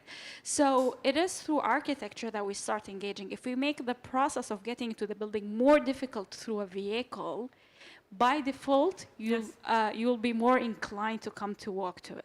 So just push for it, and I would really love all the architects to do so. Prioritize pedestrian-friendly environment, prioritize inside the building your stairs more than your lifts. We can get physical activity, we can get wellness, we can get less cars on the road, which we absolutely need. So thank you. Yes, thank you so much. Just to end up on a funny note. A few years ago, when I arrived in Korea, there was an advertisement that to keep people healthy was saying, park your car farther. so put the parking lot like a kilometer away and people probably will walk a Why bit do more. you want to do this? I mean, we're in hot region. Yes, I know that it will not work. But I really appreciate the fact that to connect to public safety, Education City is very well connected to the metro. There are more than one stop. And there is also a public tram that is taking around the people. Also, in that case, I'm there every day. So I see it. So to consider these issues that are on a macro scale that are already considered, I think also they should trickle down also to a smaller scale. Yes. Congratulations, anyway. The project Thank is great. you so much. Yeah. It was very useful. Thank you. So thank you very much. Thank you very much for coming today. This is wrapping up our program. Before they asked me what was special about these days, and I said in one word, that was diversity. I think we saw really a lot of things from the mainstream Architecture International Office that comes and present his own project to very kind of insightful knowledge with commercial spaces and to understand all the research that goes behind that and to understand sustainability and also community engagement, adaptive reuse. So I think really the diversity is what makes a cityscape, and I believe that we should foster that also in our next endeavor. So thank you very much, and this is the end.